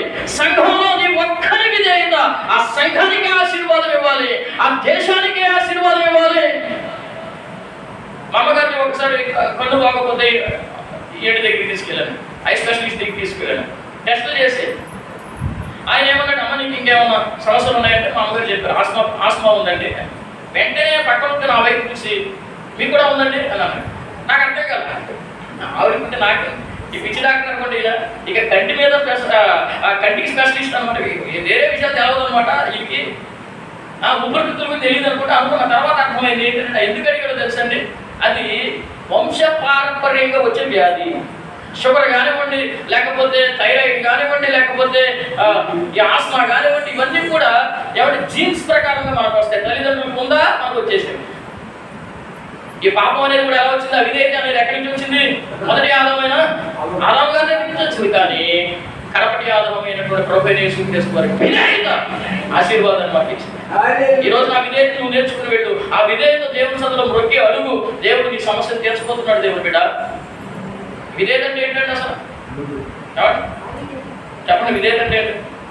ఒక ఆయన ప్రార్థించి ఇట్లా చేస్తాడు, ఏమనంటే ప్రభువా దిగిరా, ఆయన మీద కేకలేస్తాం మనం. చెప్పండి, ఆయన ఎవరంటే సర్వోన్నతుడు, ఆయన దగ్గర మన మాట కొద్దిగా ఉండాలి. విధేయత రిక్వెస్ట్ చేయాలి ఆయన దగ్గరికి వెళ్ళి, అంటే ఆటలు వేయకూడదు, ఆయన సర్వెంట్ మనకే ఉన్నాడు. విధేయతతో అడగాలి. ఇక స్టూడెంట్స్ ఉన్నారు కాబట్టి చెప్తున్నారు, మనకి లీవ్ లెటర్ రాస్తాం కదండి, మనం సెలవు కావాలనుకోండి, ఇక మొట్టమొదటి మొదలు పెడతాం. ఏమని తెలుగులో అయితే బాగుంటుంది, సెలవు తీపి ఏమైనా డేట్ వేసి ఊరి పేరు రాసి ఇక మొదలు పెడతాం బిస్కెట్. ఏమని? గౌరవనీయులైన ప్రధానోపాధ్యాయులు గారికి ఎప్పుడు గౌరవించడం. కాబట్టి మాస్టర్లు ఎప్పుడు, టీచర్లు ఎప్పుడు గౌరవించడం. ఏమంటాడు? అరే లెక్కలోడు, షార్ట్లోడు, సైన్స్ లోడు, బట్టలోడు, ఇయ్యే కదా పేర్లు పెట్టే దిక్నేం. కానీ ఇక్కడ అవసరం ఉంది. అందుకని గౌరవనీయులైన ప్రధానోపాధ్యాయులు గారికి నమస్కరించిన వాళ్ళది ఏమనగా ఎప్పుడు నమస్కారం పెట్టడం. ఆ మాస్టర్ అక్కడ గుడ్ మార్నింగ్ చెప్తాడే అది చెప్పడం. ఇంకా తీసారిపోయి అయ్యా అయ్యా అసలు మాస్టర్కి మర్చిపోతా ఉండదు అనమాట. ఎంత దిగజారిపోయి అడుగుతుంటాడు ఏంటి, పక్కన ఆశ్చర్యం అనుకో పెడతారు కదా ఉండే. ఇది చూసినప్పుడు మాస్టర్ నిజంగానే ఆశ్చర్యం, ఎందుకంటే ఎప్పుడు అయ్యా అయ్యా అనడం అన్న. ఇక మొత్తం మ్యాటర్ రాస్తాడు అనమాట. 2-3 రోజుల నుంచి 3 పూలు 6 కాయలు అన్నట్టు 3 విరోచనాలు 6 మందులు చేస్తాడు. అన్నీ అబద్ధాలు. రాలేని పరిస్థితుల్లో ఉన్నాను స్కూల్కి, దయచేసి సెలవు ఇప్పించా ప్రార్థన. అక్కడో బిస్కెట్ ఇంకా అవ్వలేదండి. ఇట్లు తమ విధేయుడు లేకపోతే విధేయురాలు అక్కడో బిస్కెట్ ఇంకా అవ్వలేదండి. ఇంక చివరిలో ధన్యవాదములు. ఇదంతా తెలిసినప్పుడు మాస్టర్ మంత్రముగ్ధుడు అయిపోతాడు. ఇదంతా అబద్ధం తెలుసు. ఎవరు మంత్రముగ్ధుడు అయిపోయి అరే 3 రోజులు కాదు 6 రోజులు తీసుకొని శాంక్షన్ చేసేటారు. Granted, please please I request you to please grant me leave for 3 days అంటే 1 week ఇచ్చారు. గ్రాంటెడ్. ఒక మానవత్తుడే మంత్రముగ్ధుడైపోతే మరి దేవుడు అసలు విధేయతతో అడిగితే, దేవునికి స్తోత్రం. విధేయత నేర్చుకుని వెళ్దామండి. విధేయతలతో మనం ప్రభు సన్నిధిలో అడగాలి. ఇంకా నేను ఊహించేస్తున్నాను, ఎందుకంటే సమయం లేదు కాబట్టి. ఎన్నో విషయాలు ఉన్నాయి, కానీ ప్రియమైన దేవుని బిడ్డలారా, ఇంకొక విషయాన్ని నేను చెప్పి నా మాట ముగిస్తాను. మొక్కి నాకు సహాయం చేయమని అడిగాను. అందుకు ఆయన పిల్లల రొట్టె తీసుకుని కుక్క పిల్లలకు వేయగా యుక్తము కాదని చెప్పగా ఆమె నిజమే ప్రభువా, కుక్క పిల్లలు కూడా తమ యజమానుల బల్ల మీద నుండి కూడా కుక్కలు తినదు కదా. ఏమన్నాడు తెలుసా? నోరు తెరవడం ఉందని ఇప్పుడు దాకా మౌనంగా ఉన్న ప్రభు సరే మొక్కి అడుగుతుంది కదా అని చెప్పేసి ఏమని సమాధానం చెప్పాడు? అమ్మాయి నా పిల్లల కోసం ఈ రొట్టెలన్నీ, అంటే ఈ ఆశీర్వాదాలు, ఈ స్వస్థతలు, ఈ కార్యాలన్నీ కూడా నా పిల్లల కోసం, నా ఇజ్రాయేలు పిల్లల కోసం. అన్ని జనులు మీరు కుక్కలు లాంటి వాళ్ళు, కుక్క పిల్లలకు పెట్టడం యుక్తం అంటే ఆమె ఏమన్నట్టు? అంతే కదండి, ఆమె ఏమన్నట్టు? ఇప్పుడు ఒక హోటల్ కట్టండి, తమ్ముళ్ళు అంటే యవనస్తుడు వెళ్ళి టిఫిన్ ఆర్డర్ చేసాడట. టిఫిన్ వచ్చింది, మొత్తానికి ప్రార్థన చేసుకున్నాడు. ప్రభు ఇచ్చిన ఈ ఆహారాన్ని బట్టి స్తోత్రం, శక్తిని ప్రసాదించి లేని వాళ్ళు కూడా జ్ఞాపకం చేసుకుని ప్రార్థన ఆమె అన్నాడు. ఎదురుగా ఏ దేవుడిని నమ్మకం ఒక నాస్తికుడు కూర్చున్నాడు. దెయ్యాన్ని దేవుడిని నమ్మ నాస్తికుడు కూర్చున్నాడు. కూర్చొని అంటాడంట, బాబు ఈ జబ్బు నీకేనా మీ ఇంట్లో అందరూ ఉందా? ఏ జబ్బు అండి? కొనుక్కుతున్నావే, ఆ జబ్బు నీకేనా మీ ఇంట్లో అంటే కావాలని ఎంతేవో చేయాలి. అప్పుడు ఆ బిడ్డ విచక్షణ కోల్పోకుండా ఏం చేసాడో తెలుసా? ఏమన్నాడో తెలుసా? ఎంత ప్రత్యుత్తరం ఇచ్చాడు. దేవుని వాక్యం హేతు వరకు ప్రతి వానికి సాత్వికంతో సమాధానం చెప్పాలి దేవుని కులమే మనం. అదే విషయంలో మూర్ఖుల నోరు ముగించడం దేవుని చిత్తం. ఆ సమాధానంలోనే మూర్ఖుల నోరు కూడా ముగించారు. అంత యుక్తంగా సమయోచితమైన మాట చిత్రమైన వెండి పళ్ళెంలో ఉంచబడిన బంగారు పట్టుమంటుంది. మన మాట చాలా విలువ కలిగింది, అది ప్రయోజనకరమైతేనే మాట్లాడాలి, లేకపోతే మౌనంగా ఉండడం మన క్షేమం. కొంతమంది వసపోసినట్టే వాగినట్టే ఉంటారు. దయచేసి క్షమించుకున్నాను, ఇక్కడ లేదు కాబట్టి అంత తెలియదు చెప్తున్నాను. మా ఊరు సంగతి చెప్తున్నాను.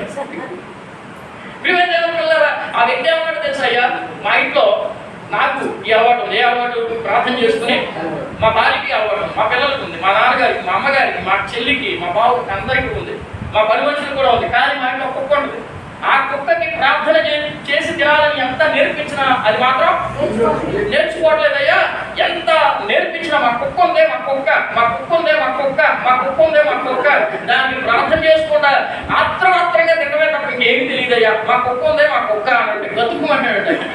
ఆ మాట అన్నప్పుడు ఎందుకని ఈయన ప్రార్థన చేసుకుంటే ఎట్లేదు కదా. ఈయన ఇప్పుడు కుక్క కిందికి అంతపడిపోతాయి కుక్కలని వాక్యం చెప్తూ ఉంది.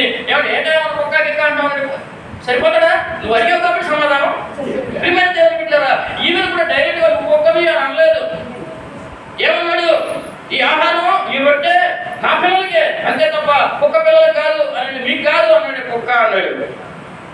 అయినా సరే ఆ మనలో అడుగుతుంది. దాని అర్థం ఏంటో తెలుసా?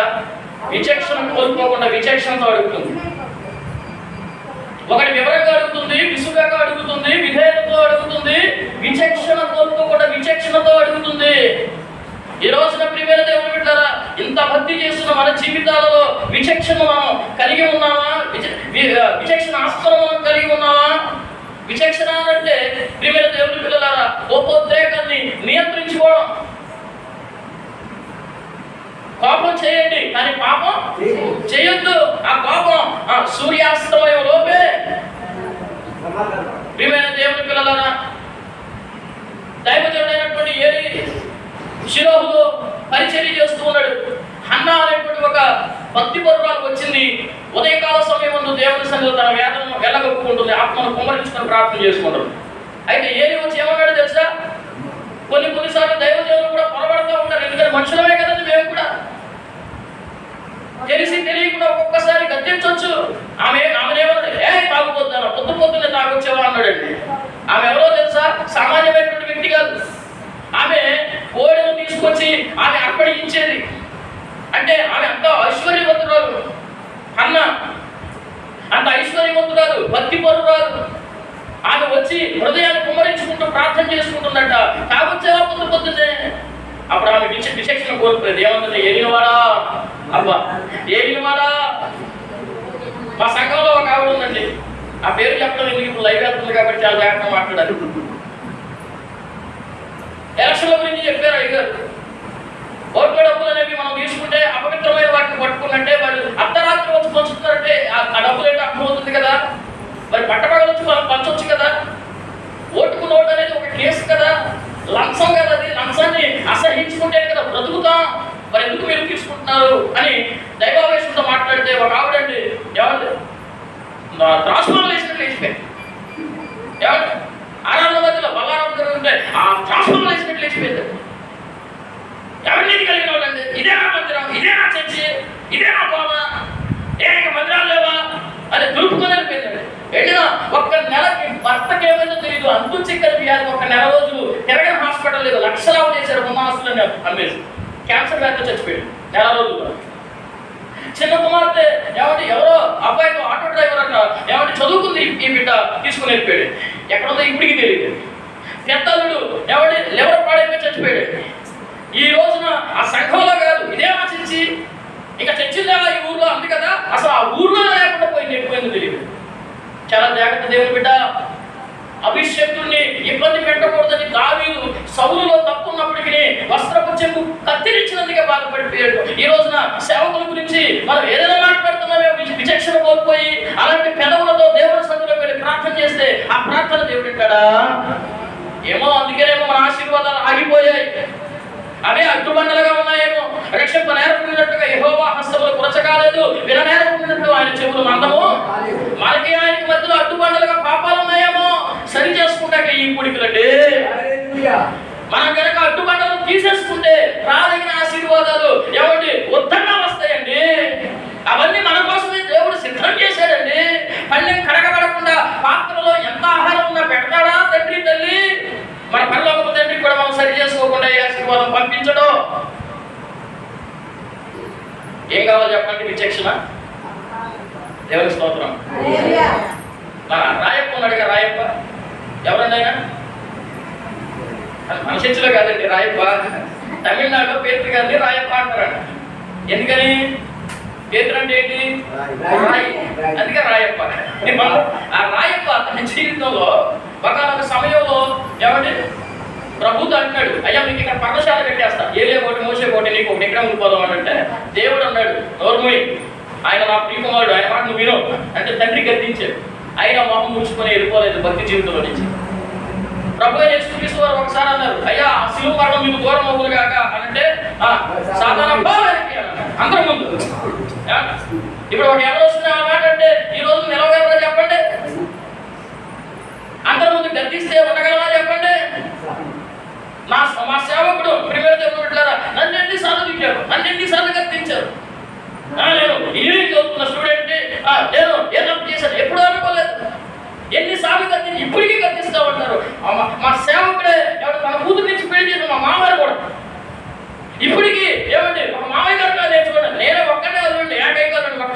నీకు ఆడపిల్లలు లేరు, మగ పిల్లలు లేరు. ఇప్పటికీ మాట్లాడంటే భయం నాకు. ఎందుకంటే అభిషక్తుడు దైవజనుడు ఆయన. అవే ఈ రోజు ఆశీర్వాదం దేవుడు. ఈ రోజు నన్ను పిలిచారంటే నా మొహాన్ని పెట్టి కాదు, దైవజనులు ఫినాన్స్ అయ్యర్ పెట్టే పిలుచుంటారు.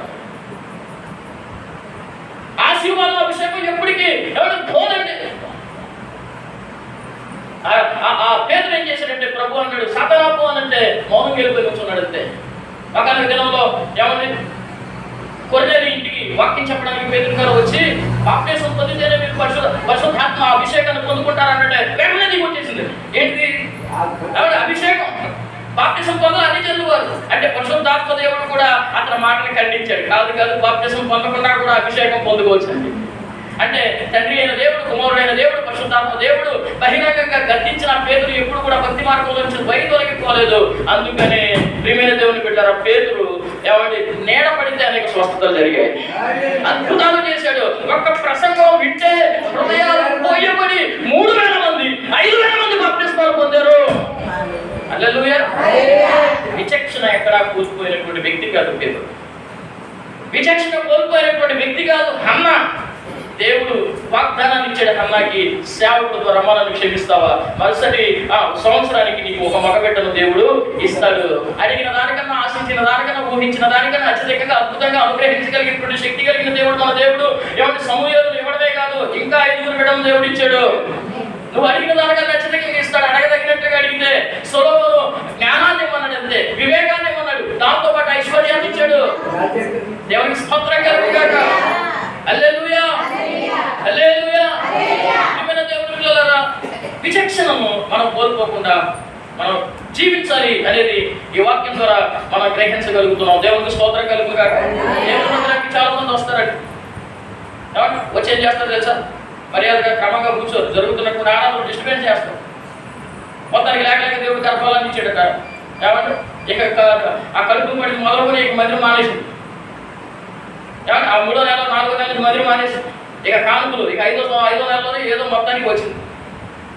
ఇక వచ్చి ఆ పిల్లడితోనే ముచ్చట్లేక ఇక పక్కన కూర్చొని చిచ్చి చుచ్చు నా కొండ ఇది ఆంటీని చూడు ఆంటీని మళ్ళీ పక్కన లేకపోతాం. నా చెట్ట పోతే మనమంతా చెరిపినట్టు పాపం ఆంటీ చాలా జాగ్రత్తగా అయ్యారు ఏమంటారని వాటి వింటా ఉంటే ఆంటీ చూడు ఆంటీ పాపం ఆవిడ అయినా సరే చూడకు ఆంటీ చూడు ఆంటీ అంటే 2-3 సార్లు కింద స్పందించాలి బాగోదు కదా. ఆ ఆంటీ కూడా ఏమంటుంది చిచ్చి, ఇంకా పక్కన చిచ్చి, ఆ ఆంటీ చిచ్చి, ఈ ఆంటీలందరూ కూడా చిచ్చి చిచ్చి. ఇక ఆ లైఫ్ ఒక పేరు పెట్టవచ్చు. ఏ లైఫ్ అది? చిచ్చి లైఫ్. అది ఏం లేదు, విచక్షణ లేదు. కొంతమంది వాకింగ్ జరుగుతూ ఉంటే సినిమా పాటలు రింగ్లో మోగిపోతూ ఉంటాయి. టైం పట్టి కూడా లేకుండా మధ్యలో హలో హలో ఎక్కడంటే దేవుని మందిరంలో వాకింగ్ జరుగుతూ ఉండగా ఈ గారికి పెద్ద ఫోన్ ఎందుకు కట్టేసి కింద మాట్లాడారు. కొంతమంది ఆలస్యంగా వస్తారు, చక్కగా అవుతారు, లైన్గా వేస్తారు కుర్చీలకి. వీళ్ళు వెనకాల వచ్చేసి నచ్చిన కుర్చీ సెలెక్ట్ చేసుకుని అసలు ఆలస్యంగా రావడమే తప్పు, ఇంకా మధ్యలో వచ్చి డిస్టర్బ్ చేయడం ఇంకా తప్పు. అడిగేమన్నా మాకంటే అడిగేయడం మహల్మూడు చేయడం అక్కడ మనకు తప్పు. మీరు అన్నట్టు కాదు, మీరు మంచివాడు దేవుని మా సంఘానికి చెప్తానండి. అలాంటి ఉంటారు నిజంగా నాకు అసలు తెలియదు దేవుని స్తోత్రం. ఇంకా తెలుసుకునే అవకాశం కూడా ఏమో ఇక వాళ్ళకి చూస్తారు. ఇక ఇదే ఆఖరి అనుకుంటున్నారు. ఇక దయచేయండి, మరి రేపు ఎల్లుండి కూర్చోవాలి. ఇంకా నువ్వు 10 అయిపోతున్నావు మొదలు చెప్పండి. వివరంగా అడగాలి, విసుగా అడగాలి, విధేయులతో అడగాలి, విచక్షణతో అడగాలి. చివరి మాట చెప్పేసి ముగించేస్తారు. ఇందాక చివరి మాట అంటారు, ఇక నాడు చూస్తారు. చివరి మాటగా అందుకు యేసు అమ్మా నీ విశ్వాసం గొప్పది, నీకు కోరునంటే నీకు అవురుగా కానీ ఆమె చెట్టును. ఆ గడియలోనే ఆమె కుమార్తె స్వస్థ చిత్తురాలు. చెప్పగలుగుతారు గట్టిగా. హల్లెలూయా, హల్లెలూయా, హల్లెలూయా. చిట్ట చివరిగా ఆమెలో ఉన్నటువంటి గుడ్ క్వాలిటీ ఏంటో తెలుసండి? ఫెయిత్, విశ్వాసం. వాక్యం చెప్తుంది విశ్వాసం అనగా నిరీక్షించు వాటి యొక్క నిజస్వరూపమును అదృశ్యమైనవి ఉన్నవి అనడానికి రుజువు. మనం ఎప్పుడూ చూడలేదు. ఆ 11వ అధ్యాయం 11వ వచనం చదివితే వీరందరూ ఆ వాగ్దాన ఫలములను అనుభవింపకపోయినను వారు ఇక్కడ నుంచి చూచి వందనము చేసి తాము భూమి మీద ప్రదేశంలో యాత్రికులమై ఉన్నామని ఎరిగి, ఎంత అద్భుతం అండి, నమ్మారుగా, దైవత్వాన్ని నమ్మారు, పరలోక రాజ్యాన్ని నమ్మారు, దేవుడి పోయే ఈవులను నమ్మారు. విశ్వాసం అంటే అది చూచి నమ్మేది విశ్వాసం. చూచి నమ్మిన వాడి కంటే చూడక నమ్మిన వాడే. హల్లెలూయా. ఈరోజు దేవుడు ఇస్తాడు అని నమ్మాలి, నా సమస్యను పరిష్కరిస్తాడు అని నమ్మాలి, నా బిడ్డల జీవితంలో కార్యం జరిగిస్తాడు అని నమ్మాలి. ఇప్పుడున్న సమస్య ఎప్పటికీ ఉండదు. ఒకటి వేళతో నా దేవుడు పెళ్ళగించి ఏమన్నా కంబళ చెట్టును ఏమన్నా నదిలో పారేస్తాడని నమ్మాలి. ఒక టీవీ ఇంటర్వ్యూ జరుగుతుంది, ఒక ప్రోగ్రామ్ అనమాట. ఏంటంటే ఎవరు ప్రశ్నలు వేస్తే జవాబులు చెప్పాలి, ఎవరు చక్కని జవాబులు చెప్తారో వాళ్ళకి ప్రైజ్ ఇస్తారు. ఒక కుర్రాడు మొత్తానికి విన్ అయ్యాడు. యాంగ్జైటీగా చూస్తున్నారు ప్రేక్షకులు అందరూ కూడా, మీకులాగే ఆడియన్స్ అంతా. ఎవరు అతన్ని యాంకర్ స్టేజ్లోకి పిలిచాడు. ఆయన నువ్వు గెలిచావు కాబట్టి నీకు 2 చేతుల్లో ప్రైజులు ఉన్నాయి, నీకేది కావాలో చాయిస్ చేసి వస్తుంది, 2 తీసుకోకూడదు, ఒకటే తీసుకోవాలి. ఒకసారి తీసుకున్నాక మన అవకాశం ఉంటుంది, జాగ్రత్త. ఈ చేతిలో ₹1,00,000 కనపడుతుంది, ఈ చేతిలో ఏమో చిన్న కవర్ కనపడుతుంది, అంటే వైట్ కవర్. ఏది కావాలంటే వాడు కనపడే ఆ ₹1,00,000 మీద దృష్టి పెట్టే దాన్ని తీసేసుకున్నాడు. మరి దీంట్లో ఏముంది, అందరూ యాంగ్జైటీతో దోస్తున్నారు. మొత్తాన్ని దాంట్లో ఓపెన్ చేసి చూస్తారు, ₹10,00,000 విలువైనటువంటి ఎవరు చెక్ ఉంది దాంట్లో. ఆయన కింద పడిపోయి నాకు అది కావాలని ఎడుతున్నాడు. కుదిరిందా? దేవుడి పిల్లరా, వాడు అనుకున్నాడు ఏంటంటే దాంట్లో ఏముందో ఎవరు చూడొచ్చు, ఏమి లేకపోతే నష్టపోవాలి కదా. ఏమంటే అందులో వరకు కాకుండా ఈ లోపల ఏముందో చెప్పండి. కనబడేటువంటి ఇవన్నీ, ఈ దృశ్యమైనవి కూడా అనిత్యములు, కనబడనివన్నీ కూడా నిత్యములు, అదృశ్యమైనవి కూడా నిత్యములు. దేవుడికి స్తోత్రం కలుగుగాక. ఈ రోజు లోక సంబంధమైన భ్రాంతులతో మన వాటి మీద మనసును నిమగ్నం పరిచేసి శాశ్వతమైనటువంటి ఆ రాజ్యానికి శాశ్వతమైన బహుమానాలు, పరసంబంధమైన ఈవులు మనం కోల్పోతామేమో, దైవ దీవెన కోల్పోతామేమో, పరసంబంధమైన ఆశీర్వాదాలు కోల్పోతామేమో. విశ్వాసం అంటే చూడని వాటి మీద మనం దృష్టి పెట్టాం. ఏమంటే మోషే అంటే దేని మీద దృష్టి పెట్టాడు, ఆ బహుమానం మీద దృష్టి పెట్టాడు. దేవుడు ఇవ్వబోయే విశ్వాసమును బట్టి దేవుడు ఇవ్వబోయే బహుమానాల మీద దృష్టి పెట్టాడు. దేవుడు మనకి ఇవ్వబోతున్నాడు. హల్లెలూయా. చార్ల్స్ బ్లాండిన్ అనేటువంటి ఒక సర్కస్ ఫీట్ చేసేటువంటి ఒక వ్యక్తి అండి. అమెరికాలో నయాగరా జలపాతం ఉంది. ఆ జలపాతం మీద ఒక పెద్ద రోపు కట్టాడు, తాడు కట్టాడు. దాని నుంచి దీని మీద అటు నడుస్తున్నాడట. అది చూసిన అందరూ కూడా చప్పట్లు కొడుతున్నారట.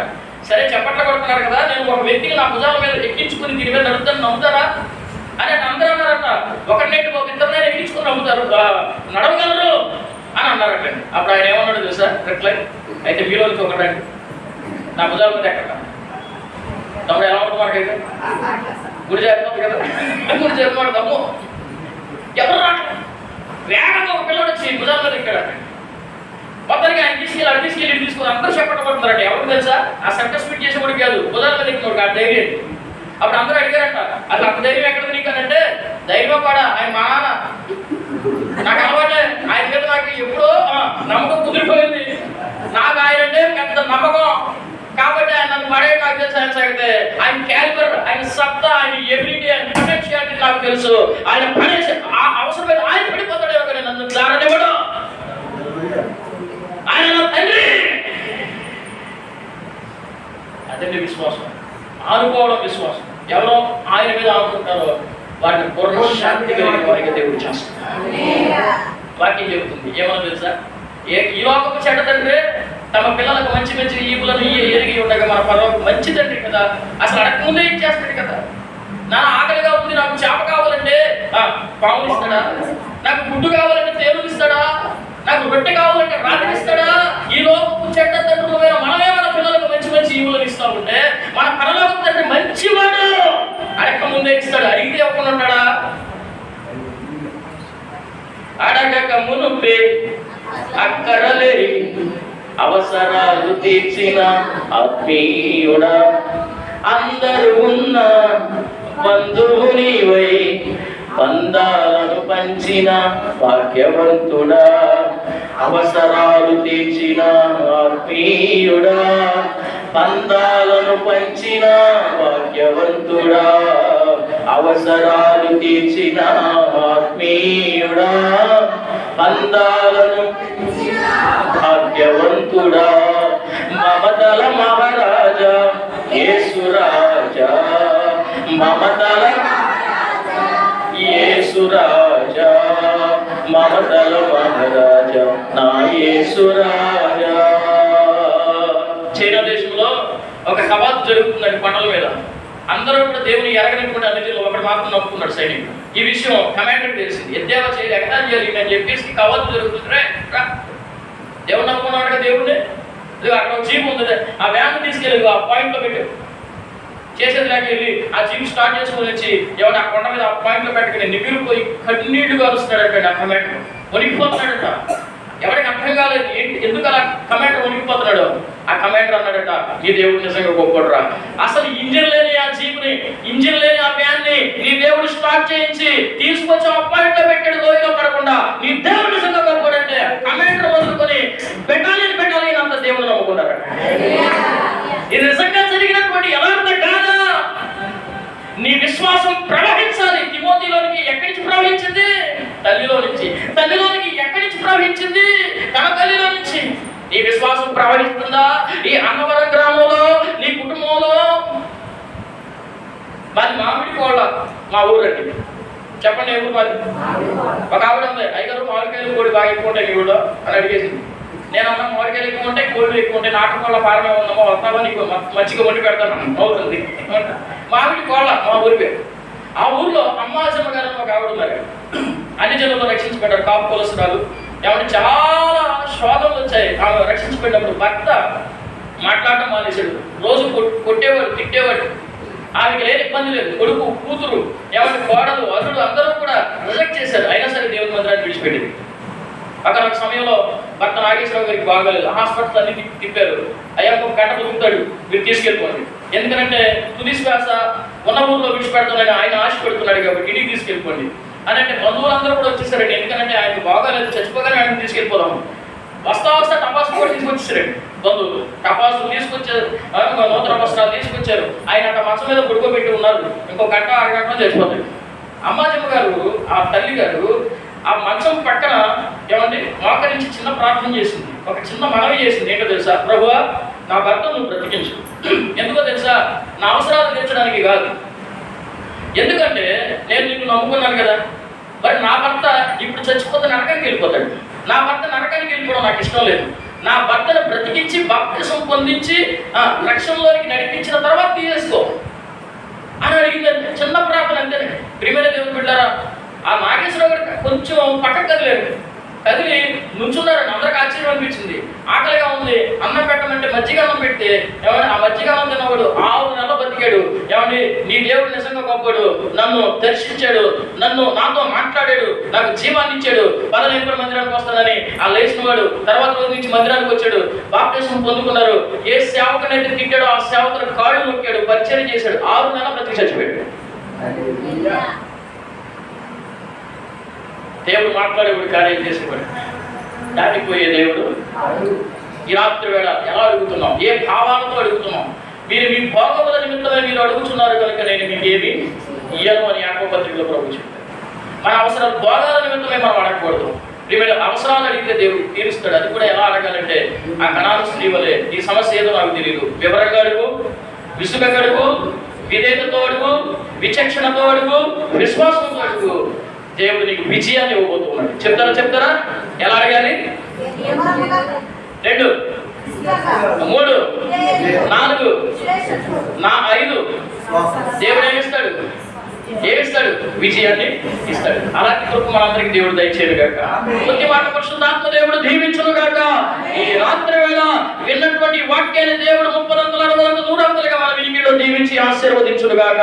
చెవిగలిగా మన ఆత్మ చెబుతున్న సంగతులను గ్రహించును గాక. ఒక్కసారి లేచి నిలబడితే చిన్న ప్రార్థన ఆశీర్వాదాలతో కార్యక్రమాలు ముగించుకుందాం. బాధపడే కుమార్తెను కరుణించుమని వేదనతో కనాను స్త్రీ కేకవేయగా, బాధపడే కుమార్తెను కరుణించుమని వేదనతో స్త్రీ కేకవేయగా, గొప్పదైన విశ్వాసం ఆమె కొందని మాటతోనే చింద చిన్నదాన్ని స్వస్థపరిచెను. గొప్పదైన విశ్వాసం ఆమెకుందని మాటతోని చిన్నదాన్ని స్వస్థపరిచెను. దాటిపోవువాడు కాదు యేసు దైవము, దాటిపోవువాడు కాదు యేసు దైవము. దాచి తాడు నీదు ఆర్తనాదము, ఆలకించుతాడు నీదు ఆర్తనాదము. ఏది నీకు అవసరము తాను ఎరిగి ఉండెను, మేలు కలుగజేయుటకు నీ ప్రక్కనే ఉండును. ఏది నీకు తాను ఎరిగి ఉండెను, మేలు కలుగజేయుటకు నీ ప్రక్కనే ఉండును. దాటిపోవాడు కాదు యేసు దైవము, ఆలకించుతాడు నీదు ఆర్తనాదము. దేవుని బిడ్డ ఈ రాత్రి అమ్మాయి సన్నిధిలో ఏ అవసరతతో ఉన్నావో నాకు తెలియదు, ఏ ఇబ్బందితో ఉన్నావో నాకు తెలియదు, ఏ ప్రతికూలతలో ఉన్నావో నాకు తెలియదు. ఒక్కసారి నోరు తెరిచి అడుగుతావా? ఆమె సురేఫినిక వంశస్థురాలైన ఒక రాజ్యవంశానికి చెందిన ఆత్మాభిమానం కలిగిన బిడ్డ అయిన కేకలు వేసి అడిగిందటండి. శిష్యులు నివారిస్తున్నా సరే కేకలు వేసి అడిగిందట. ఈ రాత్రి వేళ నువ్వు నోరు తెలుస్తావా? ఇప్పటి వరకు దేవుడు నీతో మాట్లాడాడు, ఇప్పుడు నువ్వు దేవుడితో మాట్లాడు. ఎలా అడుగుతున్నావు నువ్వు? ఎలా ప్రార్థిస్తున్నావు నువ్వు? ఎలా వేడుకుంటున్నావు? మనం వివరంగా అడగాలట, స్పష్టంగా అడగాలట. అయ్యా నా కుమార్తె దెయ్యము బట్టి బహుగా బాధపడుచున్నది, నీ సమస్యతో దేవుని సన్నిధిలో విన్నవించుకో. అంతేకాదు విసుగొద్దు విసుగొద్దు, కొన్నిసార్లు ఆలస్యం ఉంటాయి దేవుని కార్యాలు. విసిగిపోవద్దు, కాపురంతో కింద ఉండాలి. యెహోవా జ్ఞాపకద్వారా విశ్రమించొద్దు, ఆయన విశ్రమింపనీయొద్దు. యాకోబు నువ్వు నన్ను గురించి విసిగితివి కదా. విసుగొద్దు విసుగొద్దు విసుగొద్దు. ఆ రాత్రి యాకోబు దేవుని దగ్గర పొందుకునేంత వరకు కూడా విసుకోకుండా అడిగాడు. దేవుని బిడ్డ అడుగు అడుగు అడుగు అడుగు అడుగు. మొక్కిందండి, మొక్కింది. ఒక్క మాట మాట్లాడకపోయినా మొక్కుతూనే ఉంది. నువ్వు మొక్కాలి, విధేయతతో అడగాలి. అంతేకాదు కోపగించుకోలేదు కానీ అన్న ఆమెను దూషించిన కోపగించుకోలేదు. ఈ రోజున నీ యొక్క ఎమోషన్స్ ని ఉద్రేకాలను అదుపు చేసుకుంటున్నావా? అదుపు చేసుకుని దేవుని సన్నిధిలో ప్రార్థించే, సమాధానపడి దేవుని సన్నిధిలో ప్రార్థించే, విచక్షణతో ప్రార్థించే. అంతేకాదు విశ్వాసం నీలో ఉండాలి. విశ్వాసంతో రాజ్యాలు జయించారు, విశ్వాసంతో సింహాల నోడలు మోయించారు, విశ్వాసంతో గొప్ప కార్యాలు చూశారు, విజయాలను చూశారు. ఈ రాత్రి వేళ విజయాన్ని నువ్వు చూడాలంటే విశ్వాసం ఉండాలి. ఈ 5 అంతల అనుభవాలను నడిపించు ప్రభు అని అడుగు. కనాను స్త్రీ పొందుకొని వెళ్ళిన ఆ అద్భుతమైన కార్యాన్ని రాత్రి వేళ నువ్వు పొందుకొని వెళ్ళుదువు గాక. ప్రార్థన చేసుకుందాం, ప్రార్థన చేసుకుందాం. పరమ తండ్రి నీకు వందనాలయ్యా. ఈ రాత్రి అయ్యా మరి శ్రేష్టమైనటువంటి మాటలు మాకు అందించారు, అందుని బట్టి నీకు స్తుతిస్తున్నానయ్యా. మీ దాసుని గుండెల్లో పెట్టిన భారాన్ని బట్టి నీకు వందనాలయ్యా. అయ్యా ఈ మాటలు వ్యర్థమైపోకూడదని నీ సన్నిధిలో విన్నవించుకుంటాం. ఈ బిడ్డలు ఎంతో ఆకలితో విన్నారు, ఆశతో విన్నారయ్యా. అయ్యా అపవాది అయ్యా మరి ఆకాశ పక్షులు ఆ విత్తనాలను ఎత్తుకొని పోవునట్టుగా ఎప్పుడు సిద్ధంగానే ఉంటాడు. ఎత్తుకొని పోకుండా మంచి నేలను పడిన విత్తనాలుగా ఈ విత్తనాలు ఫలభరితంగా మార్చబడును గాక. మూడంతలుగా ఆయన ఆశీర్వాదకరంగా మార్చబడును గాక. నీరు కట్టిన తోట వలె పచ్చగా వర్ధిల్లును గాక. సంఘం దినదిన అభివృద్ధి చెందును గాక, అభివృద్ధి చెందును గాక, శ్రమాభివృద్ధి చెందును గాక, మహాభివృద్ధి పొందును గాక. ఈ కృప తోడుగా ఉంచండి నాయన. అయ్యా మరి దైవజనులు, దైవ సేవకురాలు కుటుంబాన్ని, ఇద్దరు బిడ్డలను, అదే పెద్దయ్య గారు అమ్మగారిని, అయ్యా వారికి ఇచ్చిన సంతానాన్ని, అయ్యా సంఘాలన్నింటినీ దీవించండి. అయ్యా మరి మధ్య అయ్యా పునర్నిర్మాణం కోసం అయ్యా ప్రార్థన చేస్తున్నాం. అయ్యా మరి ఫైర్ యాక్సిడెంట్ నుంచి ఎంతో అద్భుత రీతిగా ఆయన బిడ్డలు మీరు కాపాడారు. అయ్యా మరి అవసరాలు ఎన్నో ఉన్నాయి. అయ్యా దైవజనుడు కన్నీరు కారుస్తున్నాడు. అయ్యా గుండె నిండా వేదన ఉందయ్యా, బాధ ఉందయ్యా. అయ్యా నువ్వు చూస్తున్న దేవుడు అయ్యా. అనేక మంది చేతులను బలపరచుదురు గాక. అయ్యా ఓచ చేతులను సడలింప చేతులు గాక. అయ్యా దయచేసి ఆయన అయ్యా కార్యాన్ని మీరు జరిగించి పోయినటువంటి సంతోషానికి రెట్టింపు సంతోషాన్ని మీరు అనుగ్రహించుదురు గాక. యోగు జీవితంలో ఇచ్చిన రెట్టింపు ఆశీర్వాదం నీ కుమారునికి మీరు అనుగ్రహించుదురు గాక. అల్పుడైన నీ ఆశలు కూడా నిలబెట్టి కొద్దిసేపు వాడుకున్నందుకు నీ కృతజ్ఞతలు. తిరుగు ప్రాణంలో తోడైనటువంటి వల్ల నీ చిత్తమైతే మేమందరం కలిసి నిన్ను స్తుతించిన పర్యంతం రెక్కల మాట బదిలిపరచమని రేపు ఎల్లుండి జరిగే అయ్యా మరి కార్యక్రమాల కొరకు కూడా ప్రార్థన చేస్తున్నాను. దైవజనులు బలపరిచి వాడుకోండి. ఈ రాత్రి అయ్యా ఇక్కడ తిరిగి వెళుతూ ఉండగా నీ సన్నిధి తోడుగా వెళుతూ అయ్యా మరి చెంటి బిడ్డలు కోల్పోయినటువంటి కుటుంబం కొరకు ప్రార్థిస్తానయ్యా. కన్నీటిని చూచేవాడు బాష్ప బిందువులు తులుస్తానని వాగ్దానం చేశాను. ఆదరించండి, బలపరచండి. ప్రతిగా శ్రేష్టమైన బిడ్డను అయ్యా నీ కుమారులకు మీరు అనుగ్రహించుదురుగాక. పోయిన ఆ యొక్క సంతోషాన్ని మరి తిరిగి ఇచ్చుదురుగాక. కార్యాన్ని జరిగించుకొని యేసు పరిశుద్ధ నామములో ప్రార్థించి స్తుతించి వేడుకొంచున్నాము మా పరమ తండ్రి.